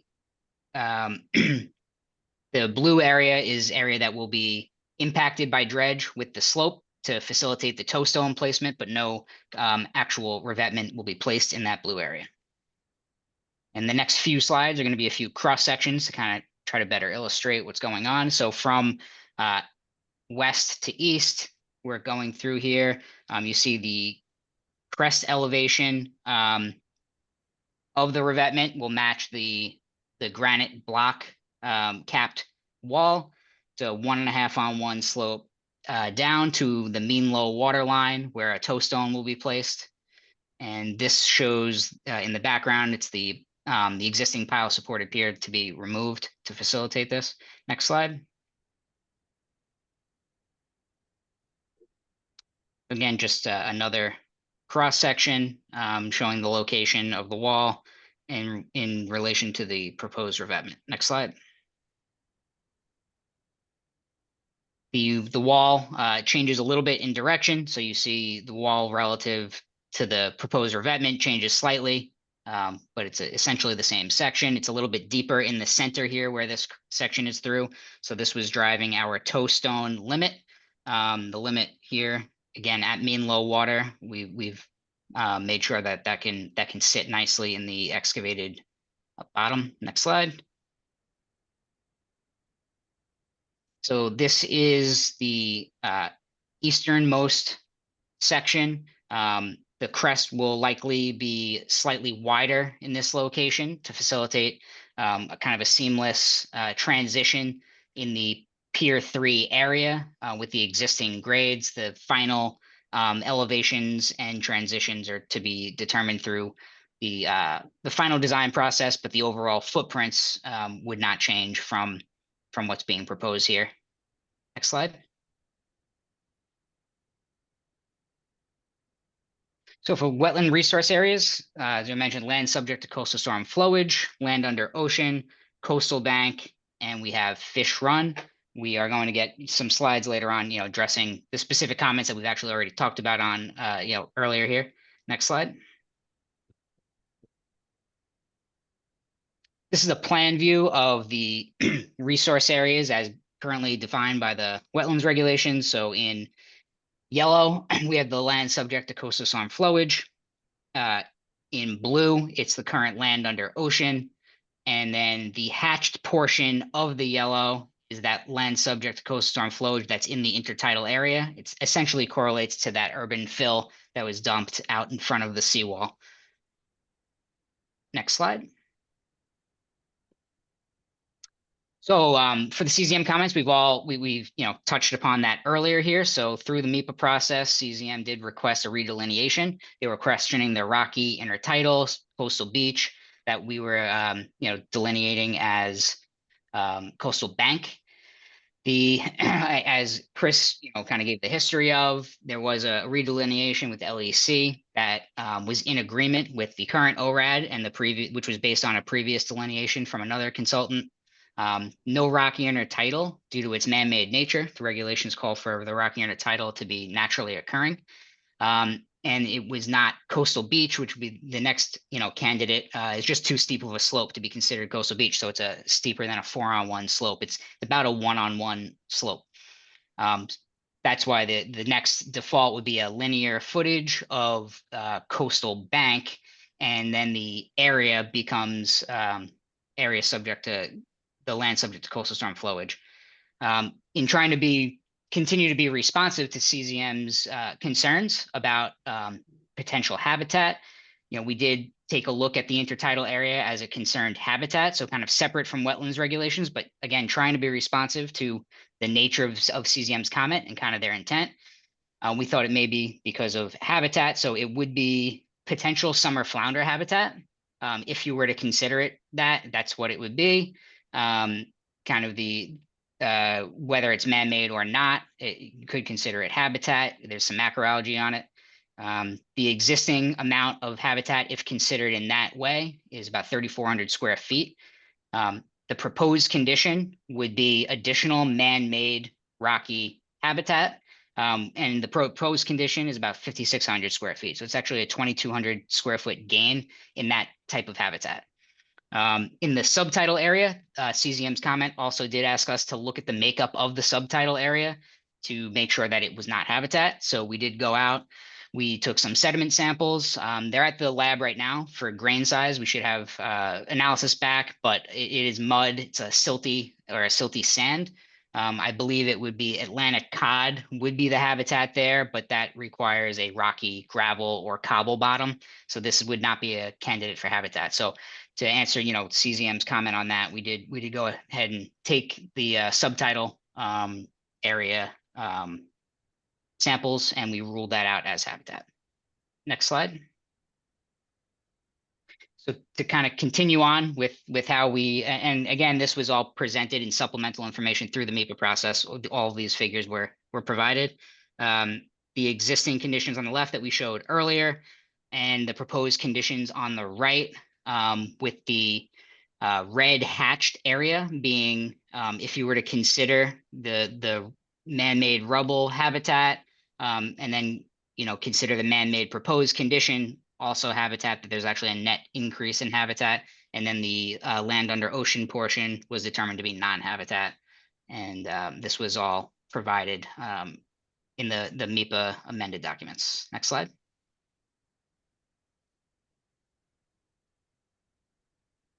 So project impacts and mitigation. Due to dredging, we do anticipate some turbidity control with best management practices. We won't allow scow overflow during dredging, no scow washdown. If required by DMF or other agencies, turbidity curtain could be deployed at this time, and through the interagency meetings, it hadn't been indicated that that would be required in this area. And there is an increase to intertidal habitat area, a net increase, and there's no impact to subtidal habitats. Next slide.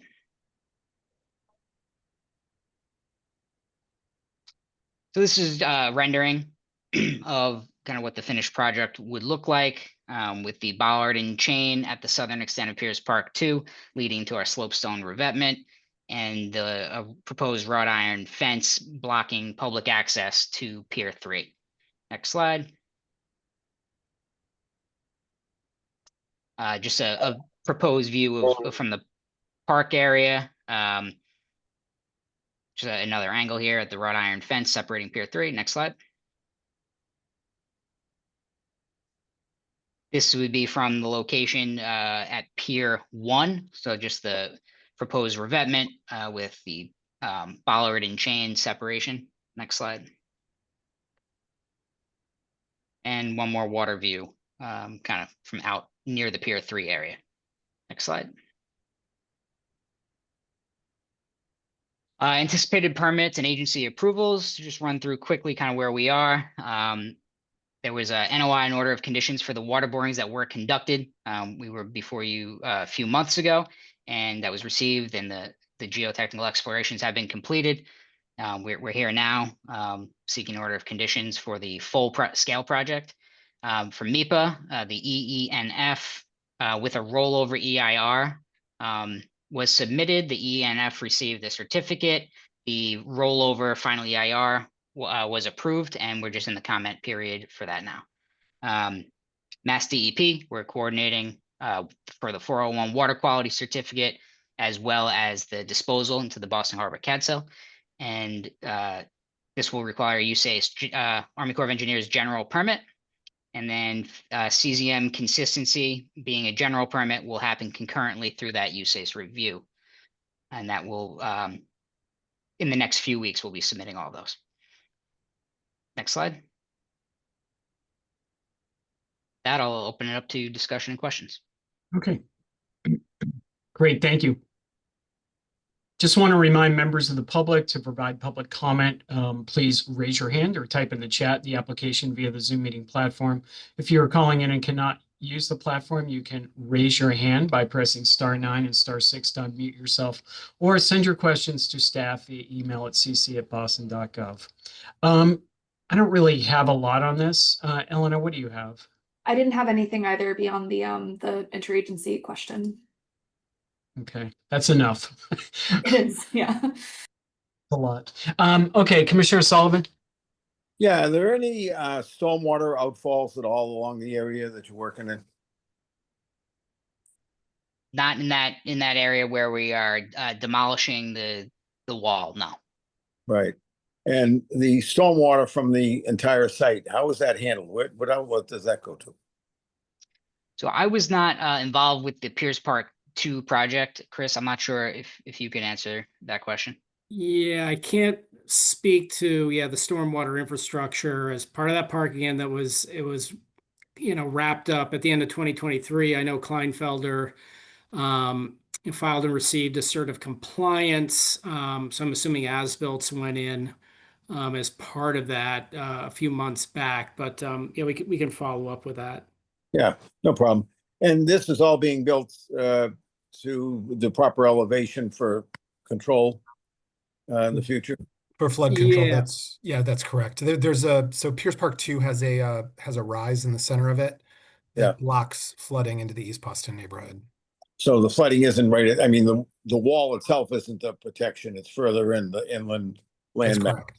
Yeah, it's a berm that's further inland. That's correct. Right. And John, with regard to stormwater, I'll have to go back and double check. And obviously we're still discussing this issue with BWSC, as I'm sure you're very aware. We're waiting for Charlie to get back to us on a few issues, but I believe the parking lot on the northern side of Pierce Park 2 drains into Marginal Street.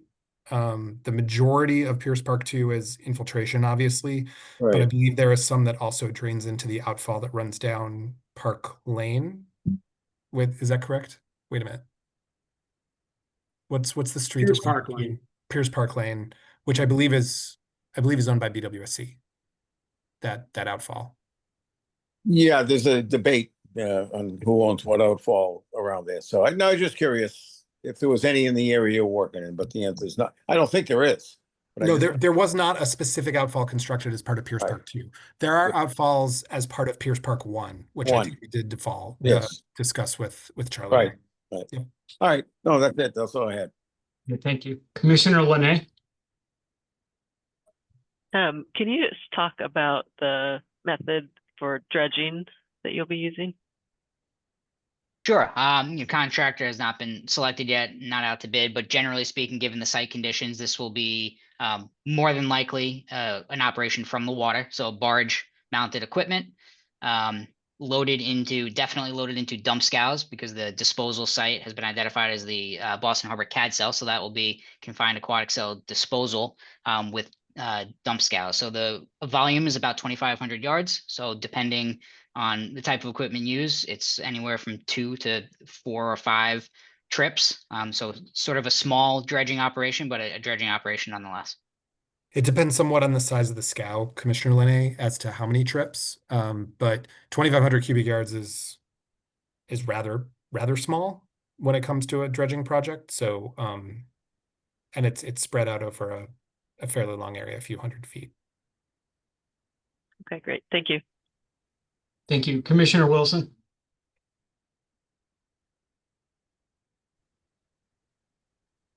Sorry, I got myself lost in some Zoom windows here.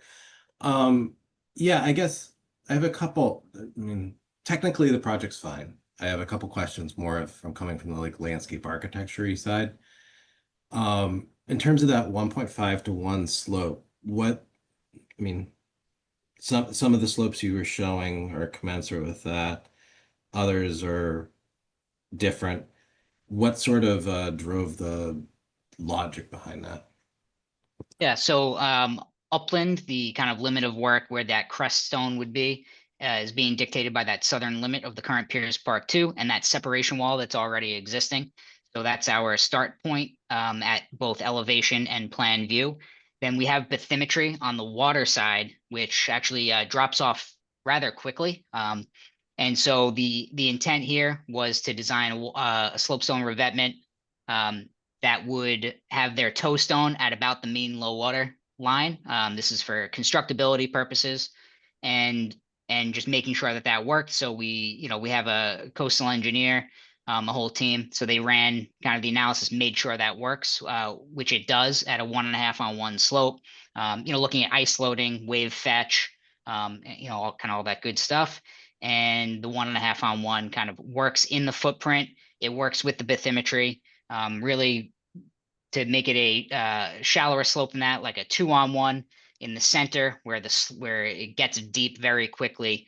You sort of be chasing that toe stone down the slope. And so that the 1.5 on 1 is what worked kind of with the existing conditions of the site. And it also works for design and longevity. Okay. I guess, thinking of the correct order of questions, I guess, do you guys see this as a more permanent or a temporary condition? Permanent. Okay.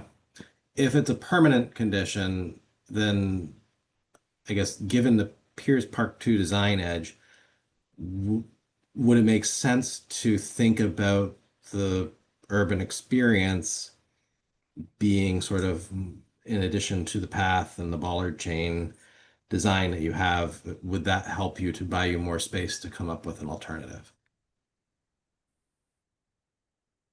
I'm sorry, Commissioner, I'm not Obviously, quite sure more what you mean. cost. Sorry, but yeah.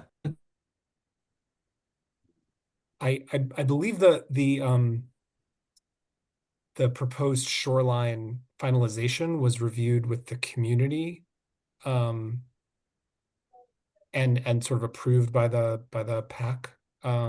Chad, it's Anthony. I'm here. I can speak to Oh, that I'm if sorry. you Yeah, like. Anthony, that'd be great if you could speak to this. Thank you so much. Hi, everyone, and Commissioner. This is Anthony Guerrero, Deputy Director of Community Relations and Federal Affairs at Massport, and I'm Massport's East Boston liaison. I think most of you know we started this design project for Pierce Park 2 back in 2017, and had a series of meetings since that time, where we went out to the community, had some charrettes on the design, and the design that you see here today was approved by the East Boston Pear Pack, which is the community body which Massport is legislatively mandated to work with on our neighborhood open spaces and parks.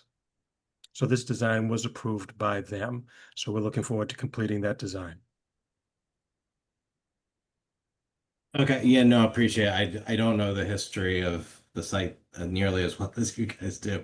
I guess, was the design as you're presenting tonight with the sort of riprap and all of that was approved, or the delineation of the walkway and the outer limit of sort of pedestrian access? We did both.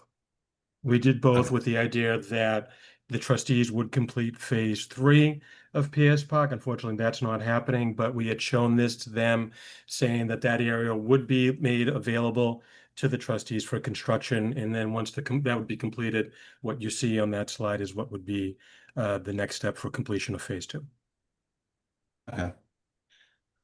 I guess in terms of, I guess, what we were seeing in similar locations around the city at that age, 2017-ish, we had MBTA proposing some living shorelines along the Charlestown bus yard there and stuff that did not happen for a variety of reasons. We've obviously seen some other living shoreline type stuff go in with some success after, round 1 and 2 in Eastie. I guess I'm not seeing a lot of that other than some kind of green fuzz on some top of 2-ton boulders. So I'm wondering if you guys have sort of some experience with in terms of what type of sediment and vegetation then does come into these places if you are considering this to be a permanent feature.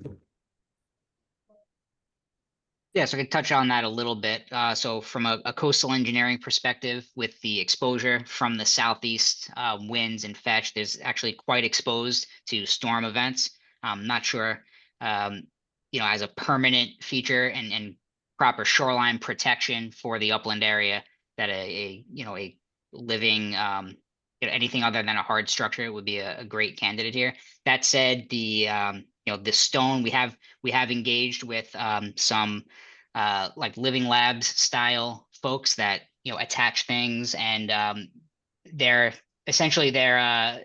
opinion is that the stone itself should become a great habitat, just like the existing rubble that was dumped in gets the fixed macroalgae and all of that. So this as far as it being green, I think for stability, a hard solution is what's required here, but a slopestone revetment does offer a nice kind of intermediate where there'll be a decent intertidal area that will be habitat fairly shortly. Okay.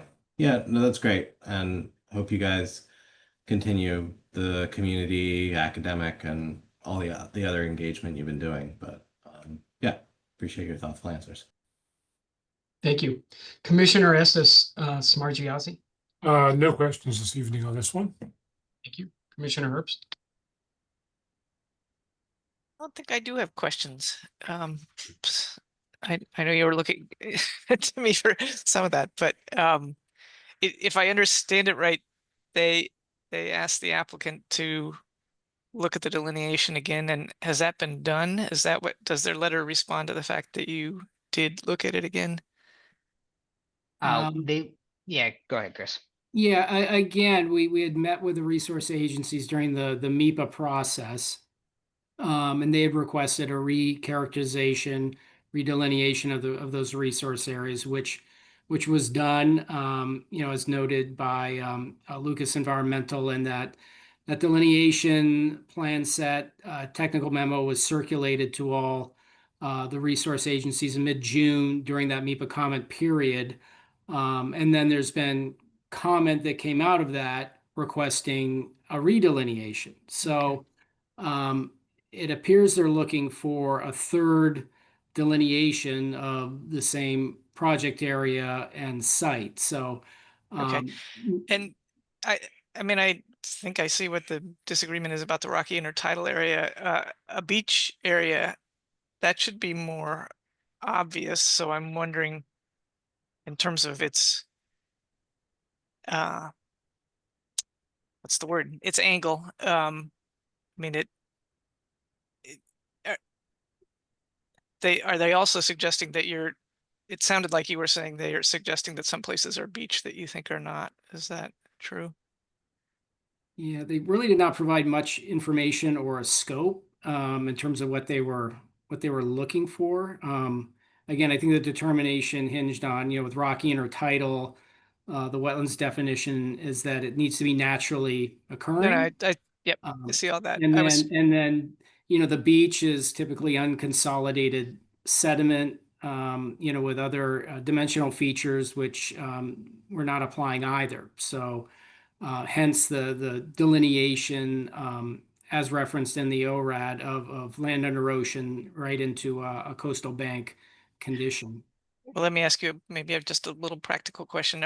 Would you be able to meet the resource requirements if it were rocky intertidal? If it's rocky intertidal, I mean, this is a water dependent project. So I think the standard is that, just use best practices to minimize impacts. So, my cursory look at the standards there, it does not look like it would be too vexing to respond to. We're providing, as Paul had indicated, more sort of rocky habitat than what there is currently. So it's just a matter of, we rely upon our coastal wetland scientists and these consulting firms to, provide evaluations on based on best practice and the definitions as outlined in the Wetlands Protection Act regs, where the state in their comments have just indicated that there appears to be rocky intertidal, there appears to be beach. So Okay. I just don't know what more we can do through a third delineation, but maybe through another conversation with them, we can get greater clarity as to what exactly they're looking for. Well, you will be back before us, so if you have more clarity, that'd be fine. Otherwise, I feel like, as Chair Parker suggested, we have an existing delineation, and obviously DEP can take another stab at it if that's their bent. So that's, at least today, that's how it looks to me. Nothing else. Okay. Thanks. Elena, I don't see any hands up. There was a comment in the chat from an abutter, Jeffrey Gam, saying that he appreciates the design and focus on improving the park waterfront experience and flood resiliency, much needed improvement given the current incomplete state. That's for sure. And then is asking the flood resiliency considerations is the biggest focus, and hope that the project is included in the city's CRS FEMA program application and future M2 FEMA application to consider park impact on flood zone designations along Marginal Street. Chris, I assume the city CRS FEMA program is something that you are not involved in. So that would be a comment, I think, to the Environment Department. Yeah, I believe so. Elena, do you read that the same way? I think so, yes. I am just going to make a note of that and see if I can track down the appropriate person to follow up with. Okay, great. Thank you. Okay, I don't see anything else. Elena, did you see anything else? I did not. No, that was it. That I would entertain a motion to continue the hearing. So moved. Thank you. Do we have a second? Second. Second. Thank you. Commissioner Sullivan? Aye. Commissioner Linay? Aye. Commissioner Wilson? Aye. Commissioner Estes Margiazzi? Aye. Commissioner Herbst? Aye. And I vote aye. That carries 6-0. Thank you. Thank you. Okay, notice of intent for unassigned DEP file number and unassigned Boston file number from Engineering Alliance Inc. on behalf of 4 Haynes Street LLC for the proposed construction of a 4-unit multifamily dwelling on an existing vacant lot and the installation of associated utility lines and stormwater management system at 4 Haynes Street in East Boston. Resource areas land subject to coastal storm flowage. Who's here on behalf of the proponent? Thank you, Mr. Chairman, members of the commission. For the record, Rick Salvo with Engineering Alliance. As before we begin, this also recently got an order condition, excuse me, DP file number issued under 006-2053. It's on the website. Okay. Thank you. I think got issued earlier today. Yeah, sorry to interrupt you there. Elena, what about a Boston file number? Yes, the Boston file number is 2025-023. Thank you. Okay, Rick, floor is all yours. Great, thank you. So I'm here this evening joined by Jeff Drago, who is also the owner, the applicant, and he was also the attorney who brought this through the ZBA process, through the BPDA design review process, and it's also received a Boston Water and Sewer approval. So the project's located at 4 Haynes Street. As you can see, it's in a zone AE, elevation 10, land subject to coastal storm flowage, which is 16.45, obviously Boston City base. All the elevations you're going to see will be related to Boston City base. If we could go to the next slide. So this is a vacant piece of land that's been used as a parking lot over the years. It's completely paved. It's comprised of about 1,800 square feet. The gutter grade of Haynes Street right there is about elevation 14.5. The backage of sidewalk is about elevation 15. So this whole site is about a foot to a foot and a half into the 100-year floodplain. If we could flip to the next slide. This is just the existing condition survey that shows the subject property, the 1,800 square feet, 40 by 45. And I just went over the elevations with you. If we could go to the next slide. The proposal is to construct a 4-unit dwelling. There'll be a slight modification to the curb cut. There'll be 3 parking spaces located at grade at elevation 15.2. The next floor up, which would be the first floor of living space, would be at elevation 24.7, which would be well above the 100-year floodplain. There would be about 250 square feet of landscaping installed. I believe this came out of the BPDA design review, which unfortunately I was not a part of. There's a series of arborvitaes that are proposed to be planted along the back fringe of the parking lot. The roof runoff would be infiltrated in a subsurface infiltration facility, which would have an overflow connection to the municipal drainage system. There'd be a new sewer service, new water services installed as well. That back area that you see is a deck on the upper floors that would be some over a pervious surface, part of which would be over a paved surface, which would access that third parking space that you see there. All the utilities will be located in each unit, with compressors up on the roof, tankless systems in a closet in each unit. That's essentially the proposal. We did have a site visit on July 2nd. It was discussed at the site visit if the applicant would be willing to make some accommodations on the roof to minimize heat island effect and that sort of thing. And they did agree to put a white roof on this building. And that's essentially the proposal. So I guess I'd turn it back to the commission for any questions or comments that you have. Okay, thank you. What is the difference in pervious to impervious area existing and after construction? There's a net decrease of about 400 square feet. Okay, thank you. Okay, so you talked about the roof. Yeah, I don't think I really have anything. Elena? Yeah, I did not have anything on this either. I think the only notes that we had were that the conditions, I don't believe that I had gotten the team's comments on those. And Rick, also please correct me if I missed an email. No, but I apologize. We did review the conditions and we were fine with the conditions. All 18 pages? The draft condition, yes. Oh, okay. Okay, and then in that case, we would recommend including a condition about a light colored roof. Okay. Understood. Okay, before I go to Commissioner Sullivan, just want to remind members of the public to provide public comment.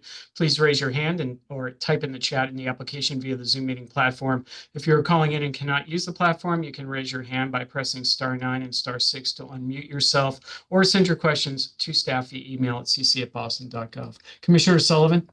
I don't have any questions, but the only comment is that currently the site is totally impervious. And under the build condition, we'll be capturing the first inch of rain and infiltrating it. So there's an improvement of the stormwater. Fantastic. Thank you. Commissioner Linay? I don't have any questions. Thank you. Commissioner Wilson?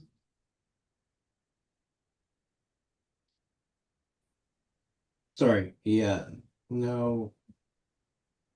I'm just getting caught up. There's no landscape plan that is associated with this project, correct?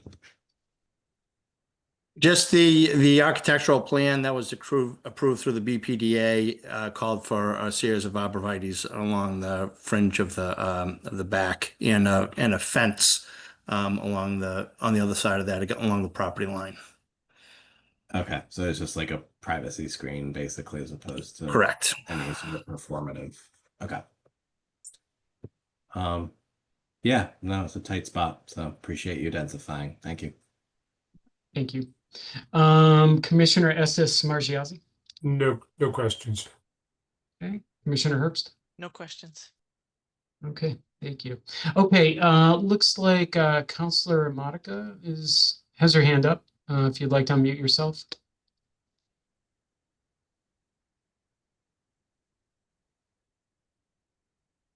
No. Here you go. You just muted yourself again. You must have double clicked. How about now? There you That's go. good. Don't click again. Am I okay? You're okay. Okay. Yeah, I'm a couple of questions. I'm on my rail patrol for the street, and wanted to know because, you know, again, the excavation involved with this project, and also, you know, when what the schedule is, assuming all things go, you know, pretty much typically, and when they would start construction, if approved, how long it would take, and when they would start baiting for rats. There have been a couple of projects that were delayed over the last few years, and there was a lot of overgrowth, although I don't anticipate it at this site because it's basically all pavement. But just recently, this is right across the street from me, they baited with big traps because, again, rats are everywhere, and it's unusual for this area, but there's so many projects within, you know, like 20 feet of the people who live on this street. I'm just wondering what, you know, the answers to my questions are as far as, you know, the rat protocol, rodent protocol. Sure, you can appreciate that's not really within our jurisdiction, but I appreciate the question, and I'll let the proponent answer. But you know, Okay, thank you. I think you know the levers to push and pull at City Hall for. Control. It's been a long time. Yeah. But anyway, yeah, no, I know. Yeah, And I but- know Jeff Drago too. I didn't realize he was the owner. You there, Jeff? Yeah. Anyway, so I can always call Jeff, but I just wanted to, you know, basically hear it in public arena. Sure. Mr. Chairman, I'm happy to answer the question if it's okay. Thank you, Commissioners. Jeff Drago. The answer is we did already bait the site, and we Really? will be required to bait again. This is slab on grade building, so there is minimal excavation Okay. just for the footing area. So that's the good thing, Diane, is there's not going to be real excavation or serious excavation of the site, but we will be required to bait again once a permit is pulled. Once we have our official permit from Boston Inspectional Services, we will be baiting again. Okay. And in terms of construction, I'll answer that as well, if that's okay. And just we're looking at probably 12 to 14 months construction timeline. Okay. Great. All right. Thank you. Thank you very much. And thank you for accommodating my question, Commissioner. Of course. Of course, anytime. Okay, I don't see any other hands. I see a couple questions in the chat. One is regarding, will there be a fence along the 4-foot passageway and back? Again, not really within our jurisdiction, but if the proponent wants to answer, we could take a minute to answer that question. So yeah, we would never cover the path because that is a pathway out. But there would be some new fencing in the back area on our property line. Okay. Also, same commenter, Haines Street floods near the storm drain. Something will be addressed during construction. And so based on something Commissioner Sullivan verified, there'll be a capture of, what is it, 1 inch stormwater for a Yes. small project? Okay. Anything else you'd like to add about the storm drain? No, I mean, other than I think we'll be removing some impervious surfaces. You know, this won't solve the flooding problem, but it certainly will not exacerbate it. Okay. Okay. Elena, any emails? No emails, and I'm not seeing anything else in the chat beyond those 2 questions. Thank you. So with that, I would entertain a motion to close. You're welcome. Close the hearing and issue an order of conditions. So moved. You have a second. Second. Hey, Commissioner Sullivan, Aye. Commissioner Linay, Aye. Commissioner Wilson, Aye. Commissioner Estes Smargiassi, Aye. Commissioner Herbst, Aye. and I vote aye. That carries 6-0. Okay, thank you. Right. Thank you for your time. Thank you. Okay, we're getting there. Next item on the agenda.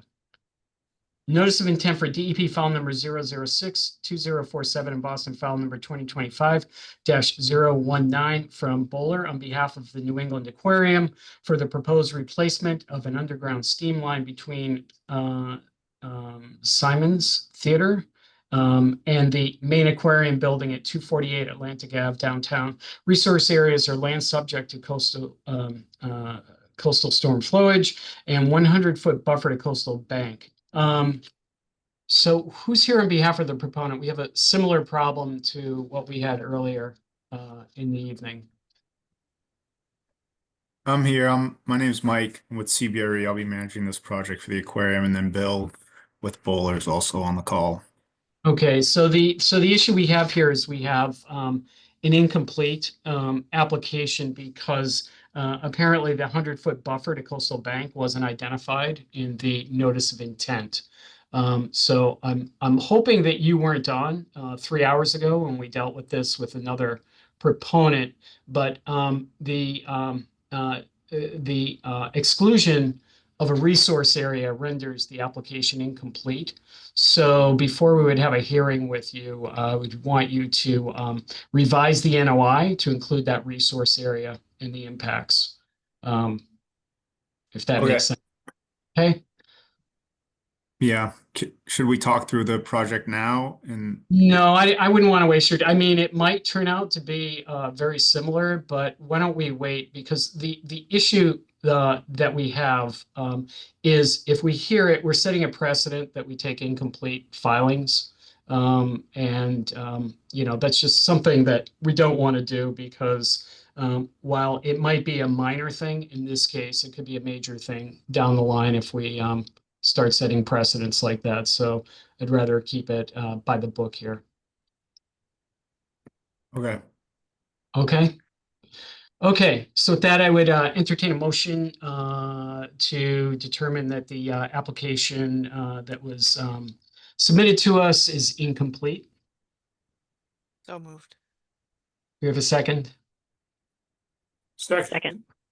Thank you. Commissioner Sullivan? Aye. Commissioner Linay? Aye. Commissioner Wilson? Commissioner Smargiassi? Aye. Commissioner Herbst? Aye. Go back to Commissioner Wilson. He might be off. And I vote aye. Yeah. Aye. Yeah. Bird and I. Okay, that carries. I vote aye. aye. Carry 6-0. Thank you. Okay.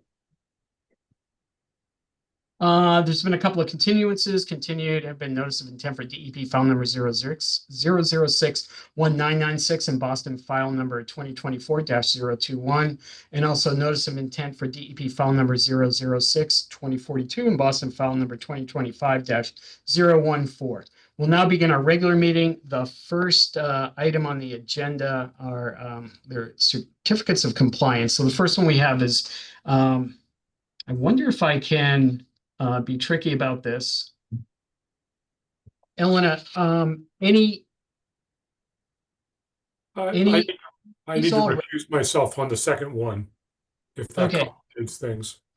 No, that's not going to we'll figure that out. Eleanor, are these all ready to be issued from your perspective? From our perspective, they're all ready to be issued. We noted in the staff comments the perpetual maintenance conditions that were identified.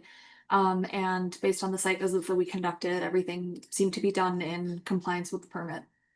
Okay, fantastic. So with that, I would, any questions from any commissioners on any of these certificates of compliance? The Sounds- only question I have is looking at some of the photos for the number 2, the MWRA. At least at my first glance, they look problematic, but are those problems that have since been resolved type of thing? Okay, so Sorry. we're going to take that separately anyway. So why don't I, if you don't have Oh, right, good point. Yep.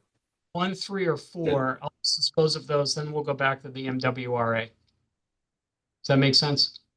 So moved, Okay. yeah. Thank you. With perpetual maintenance conditions. So issue the certificate of compliance with the perpetual maintenance conditions recommended by staff. Commissioner Wilson has moved. Do we have a second? Second. Okay. So for auto park parking, Old Colony Phase 4 and runway 27 RSA, how do you vote, Commissioner Sullivan? Aye. Commissioner Linay? Aye. Commissioner Wilson? Aye. Sorry, Commissioner Margiassi? Aye. Commissioner Herbst? Aye. And I vote aye. That carries 6-0. Okay, now we'll go to MWRA Section 73. Commissioner Estes Margiassi is recused himself from this discussion. So Commissioner Wilson, your comments? I just, when I was going through it, I saw like what appeared to be a clogged silt sack, and the site photos, there was some discussion of silt sack. Just wanted to make sure that that had gotten resolved. Yes, that was resolved after the fact, so I apologize. I don't believe that we uploaded the photos that the team. I see the closeout photos that MWRA, and I trust they do good work. So it looked like the same catch basin, but Yes, same catch basin has been cleared, and then they removed the signage and the support cables as well, and the watering bags. okay, great. Thank Oh, you. good. Sorry to be. Yeah. Yeah, no, good catch. Good catch. Thank you. Okay, any other questions on the MWRA COC? Sounds like a no. So with that, I'd entertain a motion to issue a certificate of compliance with the perpetual maintenance conditions suggested by staff for DEP file number 0061920 and Boston file number 2023-035. So moved. Thank you. Do we have a second? Second. Thank you. Commissioner Sullivan? Aye. Commissioner Linay? Aye. Commissioner Wilson? Aye. Commissioner Herbst? You're on mute. I Aye. assume aye. Aye, Yeah. thank you. And myself, that's aye, so that carries 5-0. Okay, thank you. Thank you. Oh, you're welcome. Okay, next item on the agenda are administrative updates. And so first one is to approve submission of a land grant application to acquire parcels for the Rosendale Wetlands Urban Wilds, which sounds great. We don't have a presentation on this, right, Elena? We do not, no, but the materials are in the drive for the commission's review. Okay, so apparently the process here is that we have to approve the submission of the land grant application. We've done that before. And as part of that approval, I guess, I have to sign the grant application. right? Because, Correct. Yes, you would be one of the signatures that we need on the application. On behalf okay, of the application. okay. Does anybody have any questions for Elena on this? Okay, sounds like a no. So this sounds great. So I would entertain a motion to approve the submission of the land grant application for the to acquire parcels for the Rosendale Wetlands Urban Wilds and authorize the chair to sign said application. So moved. Do we have a second? Second. Thank you. Commissioner Sullivan? Aye. Commissioner Linay? Can I vote on this? It's related to Parks work, or Elena, what do you Well, think? you know what? If there's any doubt in your mind, let's not. You go ahead and recuse yourself. I'll recuse myself. Yeah. Thank you. Thank you for pointing that out. Commissioner Wilson? And well done for expanding our vast domain. So, thank I you. know. It's turning into a Commissioner Estes Smargiassi? Aye. Commissioner Herbst? Aye. And I vote aye. So that carries 5-0, and Commissioner Linay recused herself. Okay, now we're gonna have a discussion of the restoration plan for 201, 259 Independence Drive in West Roxbury. Yes, and I believe that Andy Martineau and Teo Kindermans are on the call to talk through the new restoration plan that they've put together and to answer any questions. Okay. Good evening, Andy Martineau for Chestnut Hill Realty. Thank you to the commission for meeting with us. So since we last met, we submitted a modified restoration plan that reflects a small area of fill that we propose to rectify as part of the restoration plan. Some additional trees to serve as a natural barrier, preventing people from entering the site past the DCR access gate into the woods. Those trees were requested by staff. A modified seed mix for the slope. We took a second look at that and wanted to ensure that there were sufficient woody materials to rewild there and stabilize the slope. And then a updated maintenance narrative, which was the most notable comment from the commission when we last met in the spring, wanting some more detail on how the restoration work would be maintained going forward. And so we submitted that using a template provided by staff. So happy to answer any questions the commission may have. Okay, thank you. So Elena, you're looking, I guess, and the proponent's looking for feedback here, right? Correct, yes. Nothing to vote on this evening regarding the enforcement order or anything like that, right? Nothing to vote on, just feedback on the restoration plan. So with that, I would go to Commissioner Herbst, who's been tracking this pretty closely. And I know that she has some comments on this. Okay, I do have some questions. We don't have the slide of the restoration plan? No? Apologies, we do not. Okay. Is it easily accessible for you to pull that up? Yep, I can pull it up. I just need a couple seconds. Okay. Yep. Yeah, I think Sure. you can share it, right? As host.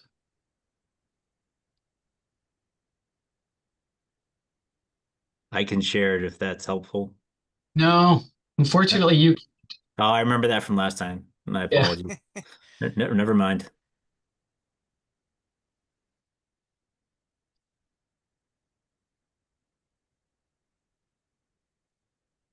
I mean, I'm actually familiar with the plan, but probably other people would be helpful to see it.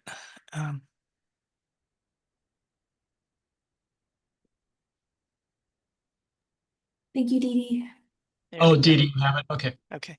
So I just have several questions. The first is I wanted to ask whether I assume that's west or the lefternmost area, is that the farthest extent of any activity that took place on your part? Correct. Okay. And one thing that I still don't see is the whole area, flags A1 through A10. would be off the screen in the lower right. And so I still very much want to get the whole picture of what occurred. And am I right that did you survey the property again? We surveyed the quadrant, if you will, this specific area of the site that was altered. So those flags that are off screen that you mentioned were not part of the area that was disturbed. Okay, so well, I mean, work was done throughout this area. I had wanted to see a resurvey that would show us where the road is now, so we can see where activity took place. One of the things that is sort of perplexing to me is that you've got a large area of seeding, but that doesn't reflect what was there before. There was tree and there were some bald spots, but all this seeding area, I just think we don't have the picture. We need a survey that matches the survey you gave us in the beginning that would include the whole wetlands line, so that we can get a full picture of where work has been done and whether the replacement makes sense and matches what was there or can match what was there. That would be my perspective. So this was the area that was identified in the notice that we received, and this is the area where the work, the alteration work of the disturbed area took place. The area off screen is a pre-existing landscape yard that exists for the horticulture department to store mulch and seasonal materials, plant materials, and then the area, I guess, planned east of that is a pre-existing parking lot for the shopping center and the well, they're not Harvard Vanguard, Atrius Health Center. So this is what you see on the screen, the area that was disturbed and altered, and we're proposing to restore. Well, I guess perhaps this could move to a conversation with staff where we have side-by-side aerial photos and that show more tree loss. That's the primary thing that I'm expecting to see in a comparison. The area where you're not where you're planning to remove fill, but to the right where that's sort of that curved line of trees appears to have been a much larger stretch of trees that was removed. So I'm sorry if that wasn't clear where all the concerns were, but I do think we need to get a picture of the whole property because I believe there are more changes, particularly with trees in that area. So if I may, sorry, let me. You might want to mute there.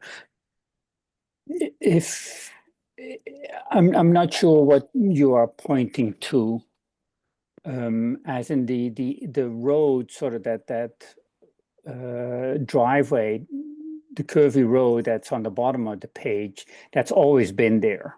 Correct. But there were trees above it. We are obviously on the south of that road. Nothing was modified. We are just enhancing that buffer so that there is just the edge of the wetland so that there's a better buffer with the wetlands.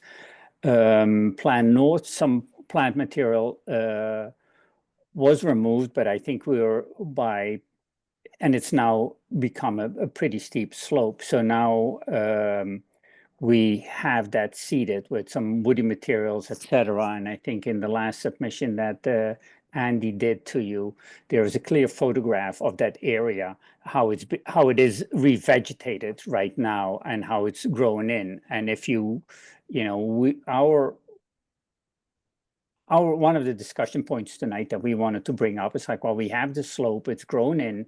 Do you want us to take it out and revegetate this with a new seed mix, or do we just leave it as is and just remove some of the invasives that are in there, but otherwise let it go?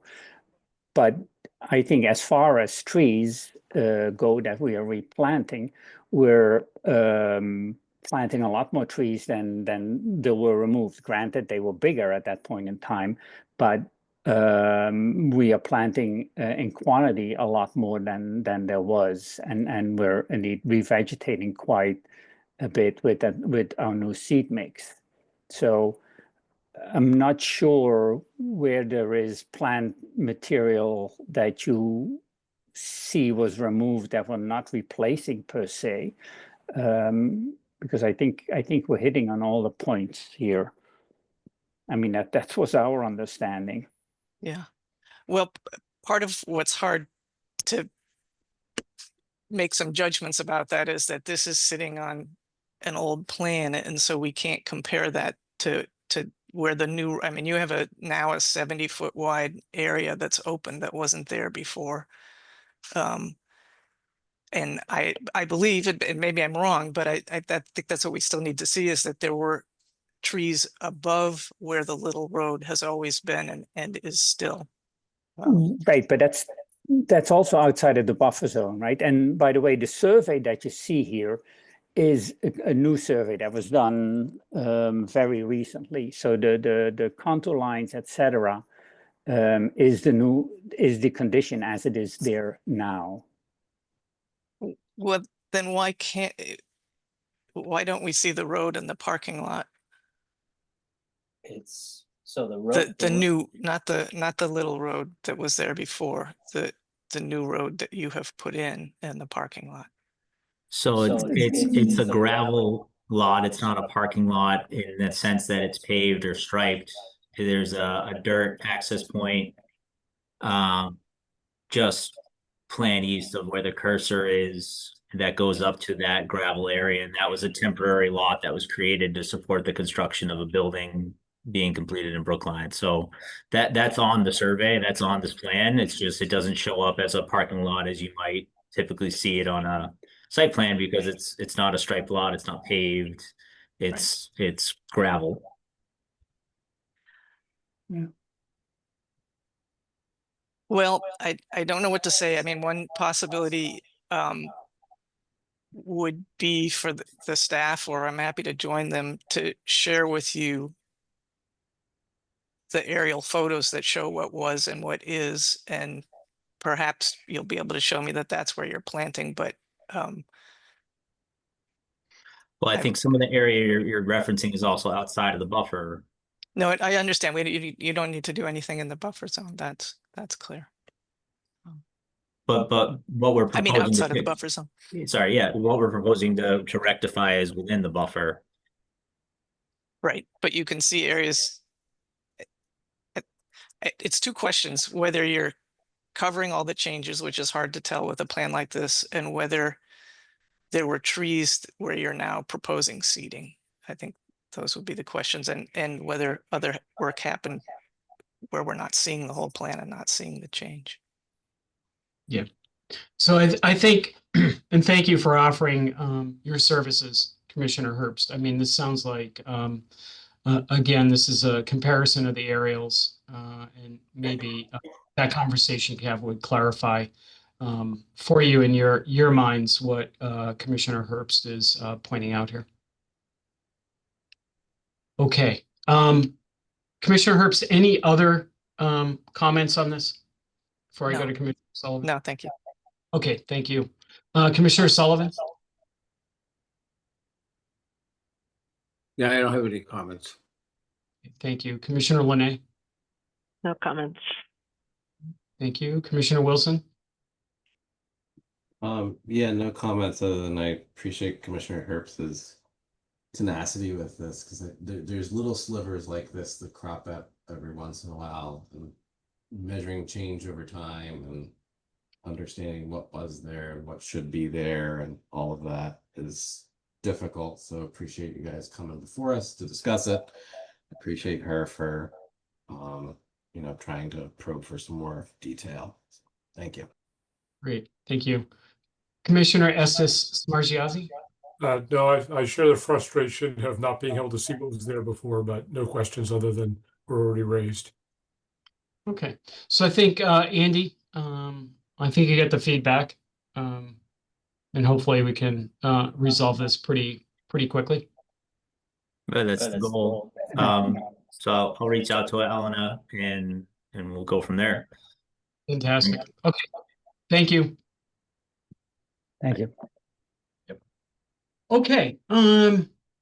Last thing we have here is discussion of spring 2025 inspection report for 2022 wetlands and buffer zone restoration of land off of Willette Street. I think that I have to recuse myself from this because if I remember correctly, and Elena, maybe I'm wrong in trying to get out of here early, but I believe this involved a client of the firm and some litigation and some messiness out there on Willette Street. Sounds correct. And I also think that trying to get out of the hearing at 9:10 is saying that's early is a generous term. So because after this, yeah, we don't have meeting minutes. we don't and have then meeting minutes. No. really the motion to adjourn, which I'm going to miss calling because it's my favorite motion. But I think Commissioner Herbst needs to handle this inspection report and restoration plan, and I'll start my long walk home back to Charlestown. How's that? Everybody have a great for evening. you. Yeah, see you in a few weeks. Thank you. Elena, am I right that this is a report we'll be hearing, but not action that needs to be taken? Correct. Yes. So the report is the second to last one that the enforcement order required for the site. It seems like things are taking well. Generally speaking, there are some really helpful side-by-sides starting on page 5 of the PDF, which show more recent photos from June of 2025 on top, and then photos from fall of 2024, where you can really see the sort of plantings bouncing back after the drought, which is nice. Generally speaking, it seems like things are going well, and after they submit their next monitoring report, which will be later this year, they will likely be asking for the enforcement order to be rescinded, because at that point, it's also my understanding that they will have met all of the conditions. Oh, great. So sometimes he comes in, so we're not hearing a report tonight. No, not hearing a report, but it's there for everybody's reference. Okay. And if anybody does have any questions now or after the fact, I'm happy to convey those to John Rockwood. Okay, at 9:15, he's a lovely person, but I'm happy to forego the report. And I did look at some of the photos and things do look like they're coming in well. Yeah. Okay, was that my job just to say that and finish our meeting? I think so, if nobody else has questions. Sorry, one question, and referring to slivers of the city that have come back and forth. I was just noticing that most of it is like sort of like herbaceous vegetation. What's the bubble on terms of like allowable woody things versus the management plan that we're looking at this site? Sorry, allowable woody things versus. Most of the vegetation that was in the photos was herbaceous, and I was just kind of wondering, like, once woody vegetation maybe takes hold, what sort of maintenance regimes are in place, if any? I can certainly ask. I'm assuming that the enforcement order was issued, I think, before my time. I think usually it's just 3 years of monitoring, and I know that there have been some trees didn't make it, and so those are being replaced. So I can find out what their plan is for any continued maintenance after the enforcement order is rescinded. Yeah, sometimes it's just like annual mowing or something like that, if that's what they want to maintain. So, okay, cool. That Appreciate would be it. worth checking into, because I think it's a whole, it's a whole community there that has some kind of an organization, because the report does make some reference to it would be good to stay on top of one of the invasives. I can't remember which, and I think if we don't try and make that real, it won't be. So Agreed. Yeah, we should try and figure that out for the next 6 yeah, months. that's the same neighborhood where I think most recently 14 Toucan was in front of us. But yeah. Thank you, Commissioner Wilson. Okay, well, if there's no objection, I think it's time to adjourn. Oh, that was Hearing an no- hour ago. It was time to adjourn. Okay, it's past time to adjourn. See you Your all in a couple of biological weeks. clock there, John, right? Thank you all. We're Take done. care. Thank you. Good night. night. Thank you. Night.